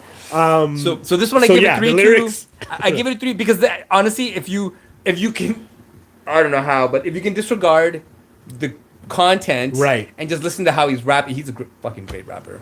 So it got a 3. So you got to be... I gave it a 3.5. I did like the music. A little chaotic, but I liked it.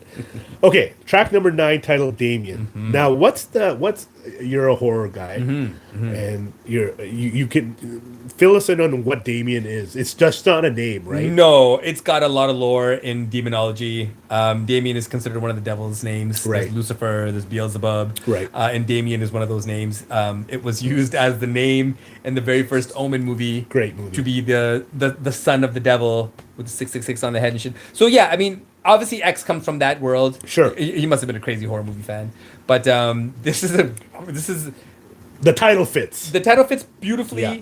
Yeah. And I think the introduction of X doing multiple voices Yes. was fucking awesome. Did we? Oh yeah. I was gonna say, did we ever see something like this where you had? But we did. We had. Didn't we have? Big didn't Big do it in one of his songs? Yeah, Big did it in his songs. Right. He did it in that one song. Remember, he's going back and forth. Yeah. There's a few other rappers that have done it. I just fuck. I think Snoop did it on Murder with a Case. Yeah. With that eerie With the- voice, with the devil's talking to him. Yeah. Yeah. So But it is still a skill to do that, right? For sure. That's kind of that's interesting where you're talking to yourself, but you're doing it in a Yeah. two-way. It takes a serious pen game. Yeah. To write the dialogue because you're not just writing a song now. You're writing dialogue. Right. Right. There's a back and forth going on. So basically, what he's doing, I guess, if I'm correct, is he's talking to the devil, Yes. or the devil's talking to him, The devil's talking to him. and kind of getting him to do all these And telling him how he's helped him, when he showed up for Right, him and stuff. right. It's fucking very Twisted. The beat is once again very eerie, very Yeah. dark, and it's got almost I want to say like a opera symphony type of Yes. a feel, but a dark. which I don't care for. Like the beat is, You don't like the beat. No. Oh, wow, I okay. get they're going grandiose with it, but Absolutely. it didn't do anything for me. It didn't do anything for you. Yeah. Okay. I give it a 3.5 out of 5. I give it a 3 just off storytelling. Okay. Yeah. Fair enough. And that was produced by Dame Grease as well. Track number 10, How's It Going Down? Title, How's It Going Down? Now, this is the first track that is not dark. And maybe the only track The that only is track. not, The doesn't only have one. that dark feel. Yeah. This is straight up summertime vibe in your car, Yes. driving up and down Robson Street, if Yeah. you know what that is.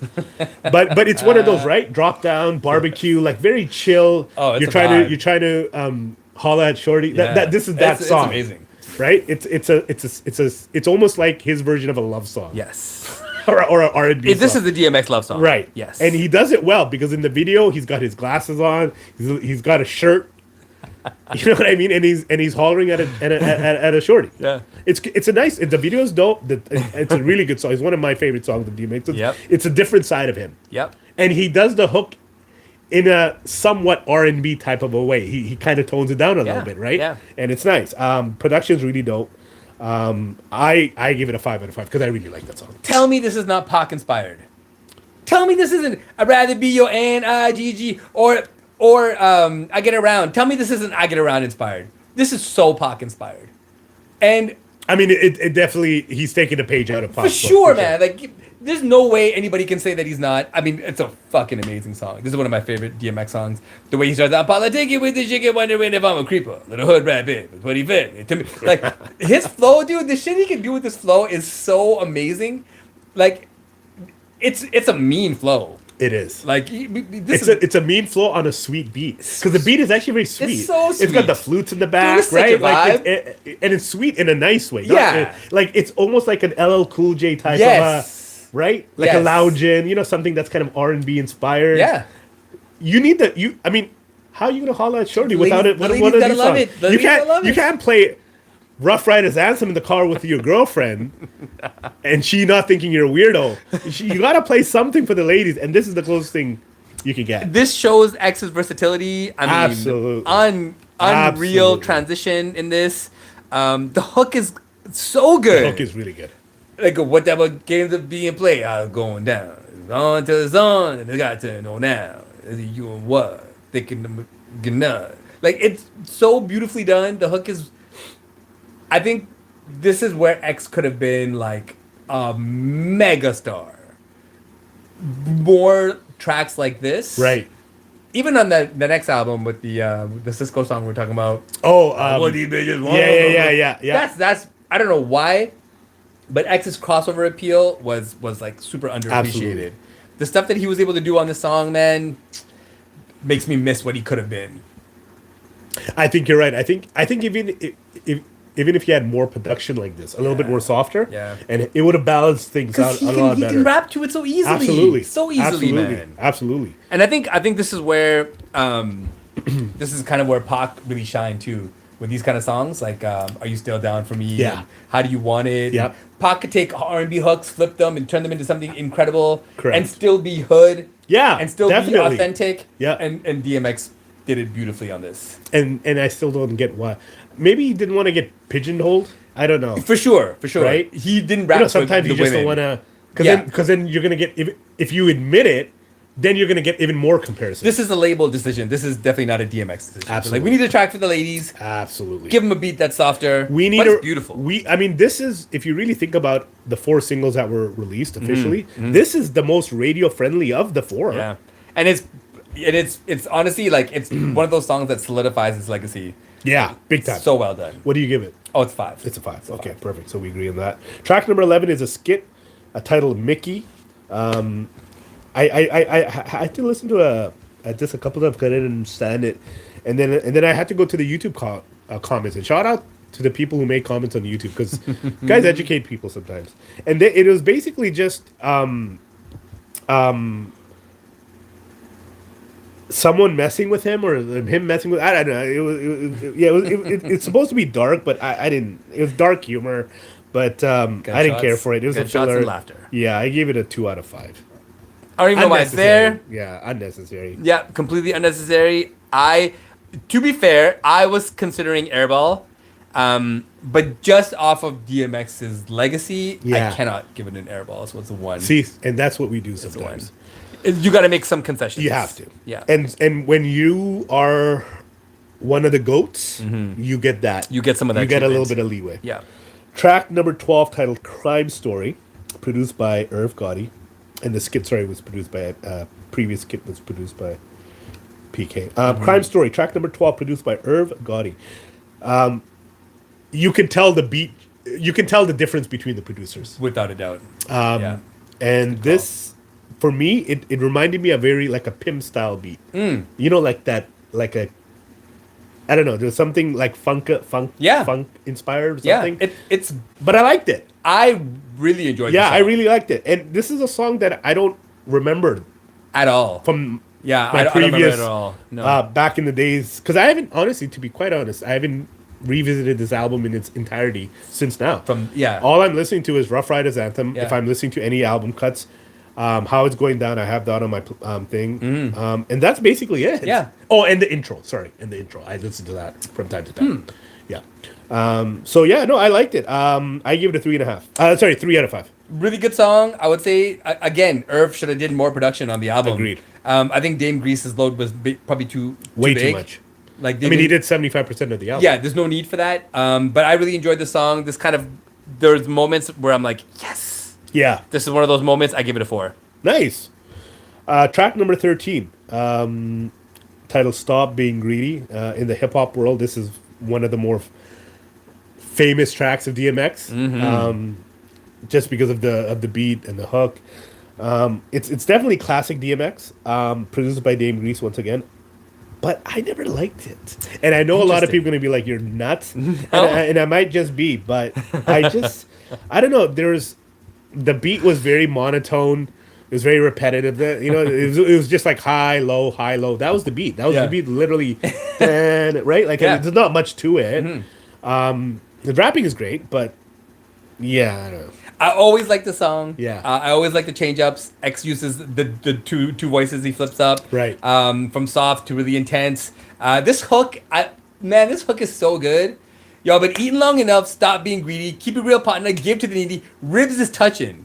So don't make me wait. Yeah. Fuck around and I'm gonna bite you. Snatch the plate. Like this is raw, real. When you say it like that, it sounds pretty good. It's dangerous. Yeah, It's dangerous. Yeah. X fucks this song up. Right. I really like all the cadences. I can flip that flow. I can stick that hoe. I can get that dope. You know I'm with that, yo. Like I love the cadences that he uses. This song just makes me fucking fight. And I like when he flips it and goes into the angry X. Yeah. I like both styles. You like the transition. I like the transitions. I think it's well written, well thought out. Again, another glimpse into what X could have been as a storyteller. Yep. This one's a 5 for me. Nice. Wow. This is one of the fun songs I really love from X. You really like it. Yeah. Damn. Okay. Track number 14, titled "ATF," produced by Dame Grease again. We just gotta go back to that song for one second. Yeah, of course. And the one of the reasons why is ad-libs. Okay. Ad-lib quality from DMX. The fact that this dude can bark Yeah. on a track, like the second verse, he's like, I thank the Lord every day that I'm blessed with a gift. I'm the best, so unless you want to rest with the stiff, don't touch that. Leave it alone. When you walk past the doghouse, leave it a bone. Dogs bite, dogs fight, dogs knife, scratch, shake, hold all night. So when you hear the, you know he's gonna bark. Right. Start running, because when you hear the bark again, I'm coming. Like, who the fuck can bark on a song in the middle of the verse And not sound cheesy. and continue on Like with it the flow? sounds legit. Like it's meant to be there. Yeah. Right? Like that's one of those things. It's just a comparison. Calm the fuck down. It's like when MJ does the hee hee or like the whoo, like all that. Of course. It's so a part of him. Right. You don't even realize. Like it's not like he intentionally made the flow just demanded that. But it became a part of it. A part of it.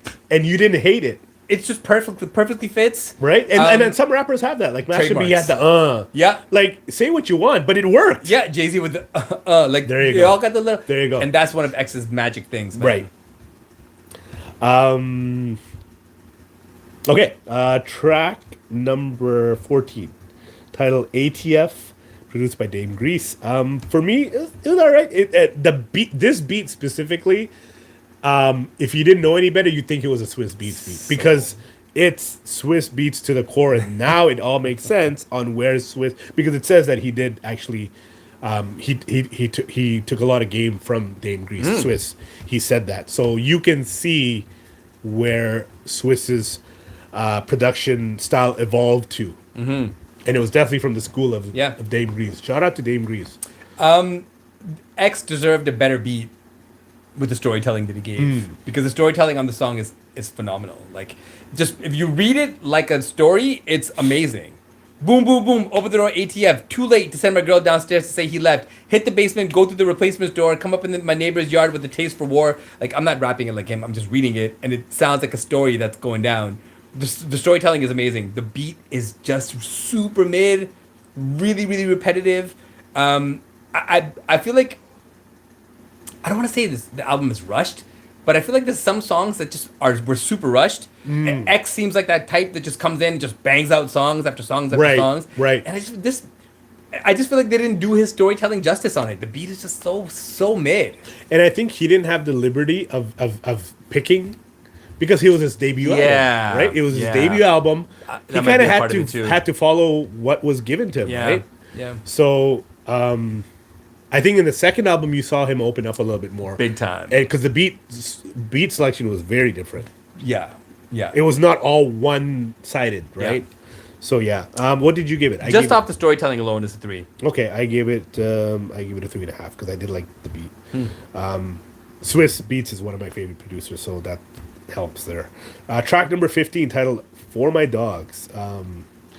And if you know DMX, we were just talking about him and his barking. He was an avid fan of dogs. Yeah. Like, he had a dog. He had Boomer. I don't know if you remember the tattoos on his back. Oh, Boomer. yeah. That was his first. Yeah. So he was a big dog, and not just a normal dog. He liked the dogs that nobody gave a shit about. Yeah. Right. And it was kind of almost like his own life. Yes. Right. Yes.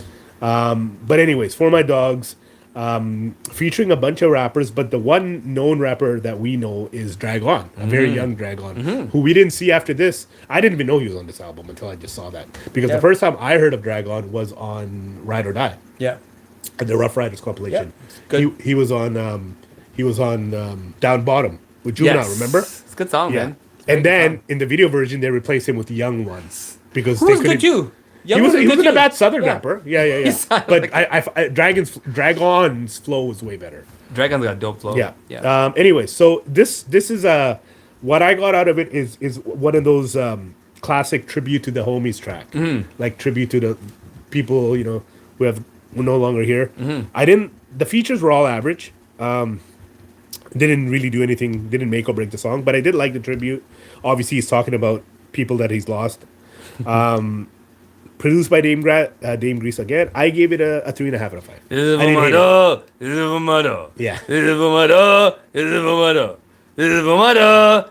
Come on. Yeah. This is when I started to sit there and think, this album is so long. Why is this album so long? Yeah. This is when I started to get a little frustrated. Because it's like, how many of these songs do you have? How many more of these songs do you have? Right. We just can't make the same song and say it 15 different ways. Some artists can do it. Pusha T can do it. Yeah. Pusha T can make 18 songs about cocaine and every song. That's true. But that's very true. It got so boring. Oh my god. I gave it a 2. You gave it a 2. Okay. Very bored by this point. I gave it a 3.5 because I did like. I like the music and I like the tribute, but yeah, I can see that. I'm being generous here on some of them. Track number 16, title "I Can Feel It," produced by Dame Grease, and it's got the classic "I Can Feel It in the Air Tonight" Phil Collins sample that we've heard previously by Pac. I think Pac did it better. That was from the gang-related soundtrack. Staring Through My Rear View, remember? I think the production was better. Yeah. And obviously we're not comparing the two in that sense, but if you were going to compare, the Pac one was better. Dude, that's one of Pac's greatest tracks. Absolutely. Yeah. Absolutely. It wasn't bad. It was an attempt, but I like the sample. It's one of those things where you hear it and you go right away. You go, oh, I like Pac's better because you've already heard it and it's been done better before.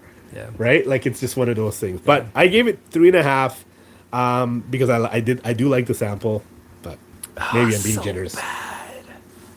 It's so bad, man. Oh, you didn't like it at all. So bad. Oh, wow. Well, I mean, because they didn't take a sample. Like a guy sang it, right? Yeah, correct. Interpolation. Correct. And it's so bad. Like I don't know what filter they put on the dude's voice. So if they had used Phil Collins's original sample, you would have liked it better? No, still not good. Still not good. See, the thing with Pac, like Pac was a great beat picker. Like that dude knew how to pick a beat, man. Absolutely. And that beat, staring at the world through my rear view, that beat is special. They did it because they didn't take away from the original. No. They kept it all in there, and they just added a little bit of a hip hop drums to it. And dude, what very few better hook writers than Pac.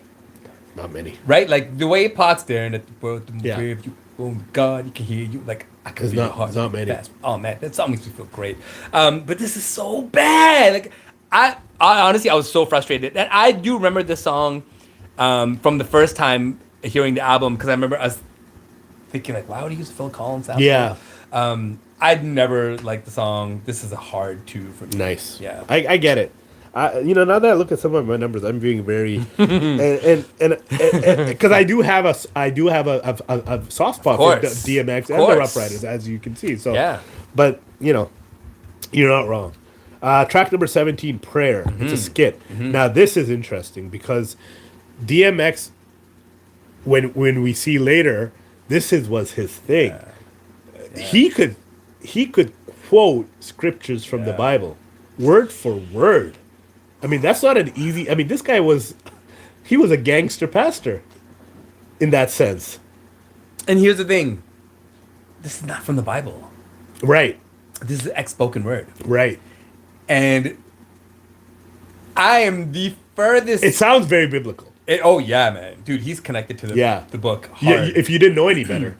I am the furthest thing from a religious person. I could listen to X-Bit prayers Absolutely. all day. Absolutely. It's incredible. Absolutely. My goodness. We saw him do it at the concert. Goosebumps, Remember? right? And It was people were incredible. quiet. And he's done it in recent years prior to his passing.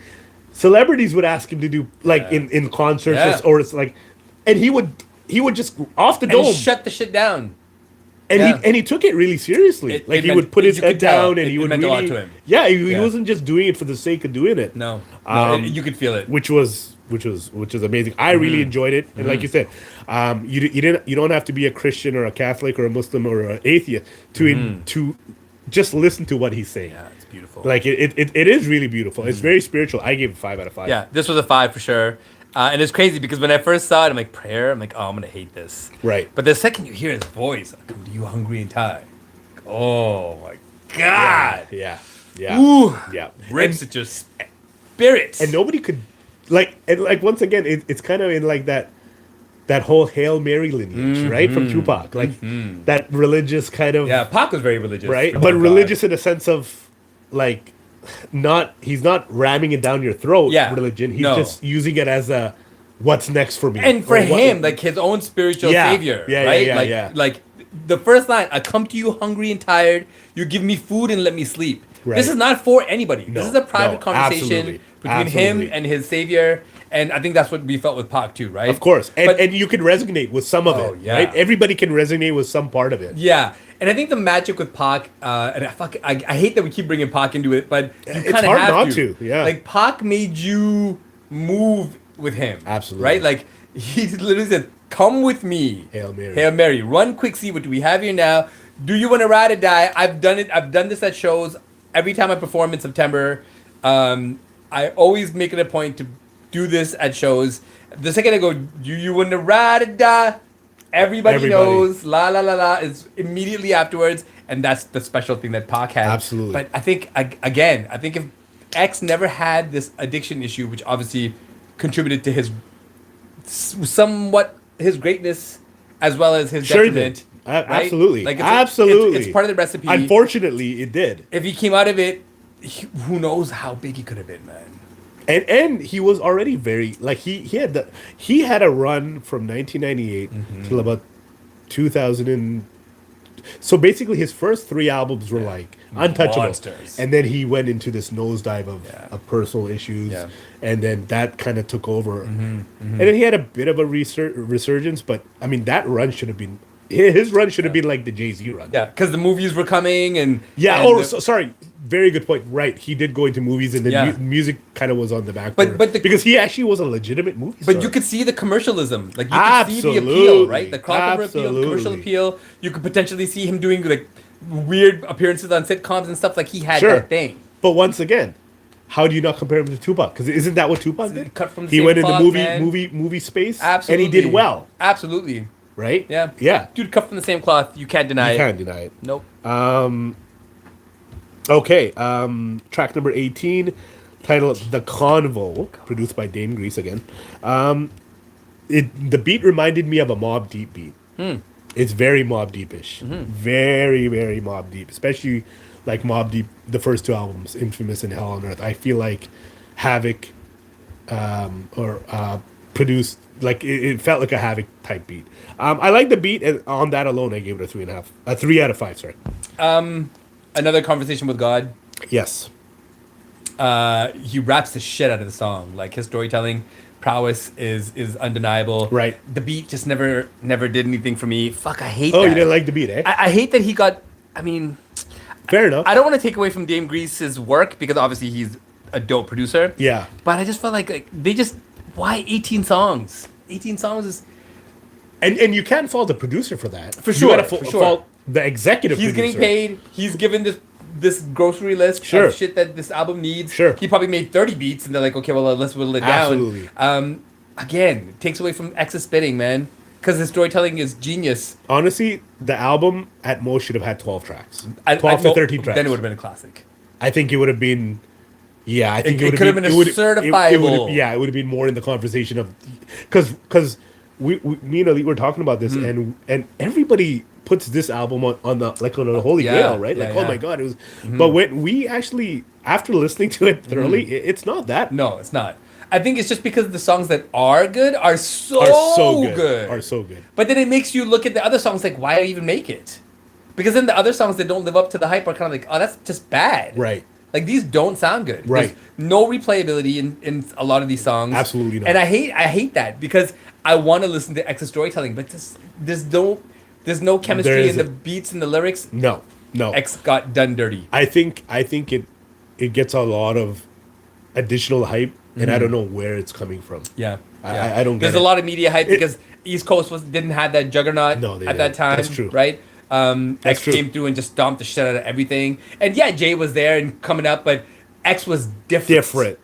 Right? Jay wasn't a superstar until later on. Correct. X was an immediate megastar. Jay became a star on Hard Knock Life, which was his third album. Yes. Right? Yeah. In my lifetime, there was nothing. I mean, there were street hits, but he wasn't. Yeah. Hard Knock Life is what made Jay. Yeah, and then he didn't become like a mega No, then it started. Then he started to get there with the Right. Letterman appearances and Right. stuff like that. That's correct. But X was out No, the out the gate. Out the monster. gate. Absolutely. So I wish that this beat was better. This got a 3 from me. Okay. So we're on the same page there. And then the last track number 19, we're at the end here, produced by Dame Grease, titled Ends Done Started Something, featuring The Locks and Murda Mace, which is interesting because on his own album, he was all known as Mace. But on this album, he's Murda Mace. Now, Murda Mace, so if you don't know who Mace is, I mean, you're crazy, but he's had a resurgence with his podcast with Cameron, which is actually a really good podcast. They are having a lot, like we are. They are having the time of their lives. And they got mad chemistry. They go really way did. back. They've been friends forever. For They had a little beef period, but they're cool. Anyway, so Mace had just released his album a year prior, Harlem World, which I thought was a pretty decent album. But Mace can rap. Let's not twist it. Let's not get it twisted. Yeah, hell yeah. And Murder Mace was his name prior to just being Mace. Obviously, you can't be on Bad Boy and be called Murder Mace. It just won't work. Yeah, no. Puffy's not going to And Mace wrote so much of Puffy's raps did, too, especially on in the that No Way era. Out album. Yes. Now, prior to him being signed, Mace was part of a group called Children of the Corn, which was him, Cameron, Big L, R.I.P., and McGriff. I don't know if you remember McGriff. Oh yeah, for sure. So it was the four of them, and they were McGriff, those are yeah, I know, right? So, anyways, his name was Murder. That was his initial MC name, and then obviously he went Mace. But on this album, he's credited as Murder Mace. And do you think he did that because it's such a hard album that he couldn't just be Mace? He wanted to separate the moniker of bad boy. I can't be that Mace on the DMX album. I gotta be fucking like I Murder wonder if Mace. it's more a label decision than a Mace Maybe. decision. Yeah. Yeah, she Because that's I don't true think too. he's ever done that on any other track post Bad Boy. Like he's No, always been Mace. not that He's always always been seen. just Mace. Not that I've seen. It's So, always yeah, been just Mace. That's a weird decision. There's other than the locks. There's really no other. There's not a lot of features outside of the Ruff Ryders camp. Mm-hmm. Do you think it was DMX decision to bring Mason, or do you think it was a label thing? That's a weird one. Because Bad Boy has nothing to do with Def Jam, so you can't Nothing. even say that. And there's no direct connection between Bad Boy and the Rough Riders. No, not at that time. Everybody was new to everybody. Everyone is new to every. Yeah, I think So- this is. I mean, Oh no, actually, I'm wrong because the locks was on that. the Locks. This would have been the Locks. But even carryover. that's not a strong connection in that sense. It doesn't make sense based on who Mace was at this time. But he spit the fucking shit out of this verse. And that's what I was gonna say. I haven't heard this type of Mace rap. He was rapping his ass off. Mace was rapping like, wow. I don't even know how to, because it's not Harlem World Mace. No, by not any at all. means. No, this is Mind this you, is murder. Mace. Harlem World didn't have all bubblegum songs. They had some like 24 Hours to Live. They had some for sure. But remember, I think DMX was on 24 Hours to Live. No, on the Mace's album. I don't remember. If he was, I don't know if this was like, A I did payback. want to. Right. But I mean, Mace held his own, man. He really did. Like these are all He really good verses. he Everybody rapped, absolutely did. Everybody rapped really well on this. Yeah, you can hear a young Jada because his voice is a little bit more Not as gravelly. right. Yeah. The Locks did okay. Locks were We're cool. fine, but I think Mace stole the show. I've always liked Styles P. Styles P's always been Yep. a dope rapper to me. Chic is good. I like Chic too. They can all hold their own. All these dudes are Absolutely. spitters. Jada, you can tell he's getting to that place where he was gonna be a monster. The flips in this verse are amazing. Right. DMX obviously murdered it as Yep. well. Again, the beats just didn't do. I'm with you. It definitely had a horror movie type of a beat. Yeah. But not in a good way. I thought the features were really good. So I gave it a 3 out of 5 just because the features were very strong. The beat, nah. And I could have easily given it a 2.5, but I really liked the features. I thought Mace, because I was just so impressed by. Not that I don't like. I had Mace's album, Yeah. so I like Mace, but he brought a different side to brought the a hip different hop, side. and I liked it. He stepped up his game. He really did. He made And himself I known don't know. and present. If you're gonna be on a track with X, you cannot be soft. No, you cannot. And Mace has got a soft voice. Yes, he does. But he really did a great job Yeah. on this. All the verses put this at a 3 just off the verse strength alone. Right. I just wish they fucking brought in some more producers, man. Yeah. They didn't do it justice. On his follow-up album, it still had a bunch of tracks. It's not like 17, 18 tracks on it. Slippin's on that album. Slips man. on the album. But that That's a great album, fucking album, man. 50% of it is produced by Swiss Beats.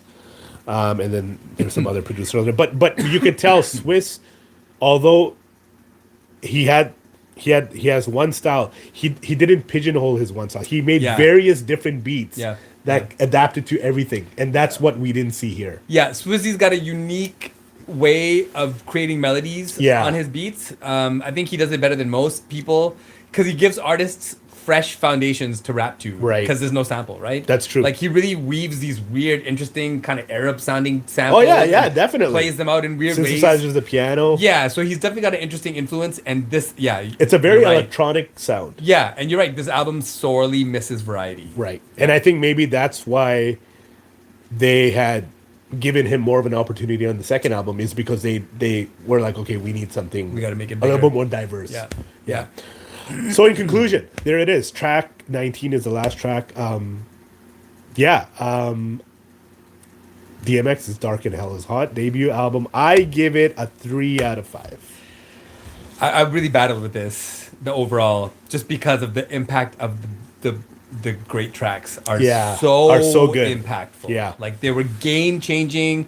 genre changing. Absolutely. People changed the way they started to make what was considered hit songs. These are iconic songs that still stand up now. Trust me, when I gave it a 3 out of 5, Yeah. I wasn't happy about it. Same. But I can't lie to the audience, and I can't lie to myself. I mean, I can give a little leeway, in which I did, but overall, I mean, it for me it was 60%. But the thing is, like, I want to do average. it like how Fat Joe tells stories, right? Like, I want to act I want to act like it's really good. I want to be like, Right. there were 400 dudes there. 700 dudes. 600 of them were Puerto Rican. 800 50 guys. of them were Cuban. Yeah. But there were 60 guys with guns. Yeah. But 70 dudes had bricks. Like, Meryl Streep was in the corner. She was in the corner and she was smoking that side, you know that. And she wanted to put me in the movie. She wanted to put me in a movie. And you know, I don't want to say that to make it feel like the album is worth more, but it's But we're not that podcast. Can't do it. We're giving you the straight goods. So what are you giving it? Overall, I got a 3.5. Oh, okay. Yeah. Okay. So Just you gave because- you gave it a little higher. Yeah, and just because of the songs that I consider great songs are so fucking great. You're not wrong. And they're still in my playlist. You're not How It wrong. Goes Down is still in my playlist. Stop Being Greedy is still in my playlist. Yeah. Ruff Ryders Anthems, just because it's overheard. We'll get the True. occasional spin. Those songs are just monstrous. So There it's you 3 go. out of 5 for DMX. Wow, I actually thought you were going to go under and go like 2.5 because Some of the way you filler, were building it up. some but of the that's- filler was moving me that way. Yeah. But again, the impact is just too powerful. So there it is. 3 out of 5, 3.5 out of 5. If you haven't heard the album or you've never listened to it or you haven't revisited it in a while, listen to it. Give us some comments. Tell us what you think. It's a good nostalgia kick. It's a good reminder. Yeah. To what could have been. Yeah. And to a devastating loss for the hip hop community. Yeah. 2021. I mean, we were still in the midst of COVID. Yeah. And then, and he was actually in a really good space. He did the verses with He had Snoop. gained some weight. He was looking good. He had did the verses exactly. He was looking healthy. And we lose him. So A lot of wear and tear over the years on his body. And I think a lot of people have said, even his ex-wife, Tasha, who was very instrumental in his earlier career, is that he's at peace. Yeah. He was at a point where he was just so many demons. Yeah. Sometimes he's We selfishly want him here. But but for him, there was it's a better place. Right, exactly. Yeah. So yeah, tell us your thoughts on this episode. Please hit the like and subscribe. I'm trying to do that a little bit now. For sure. It's the way to do it. Anything else in closing? Hit the like and subscribe. Make sure you follow us on all the platforms. Yes. We have a TikTok page that's popping off a little bit. ITS_high phrase. You can find clips, short pieces of things that we've done on the podcast. You can follow me on Instagram, ITS_elite. It's ALITE.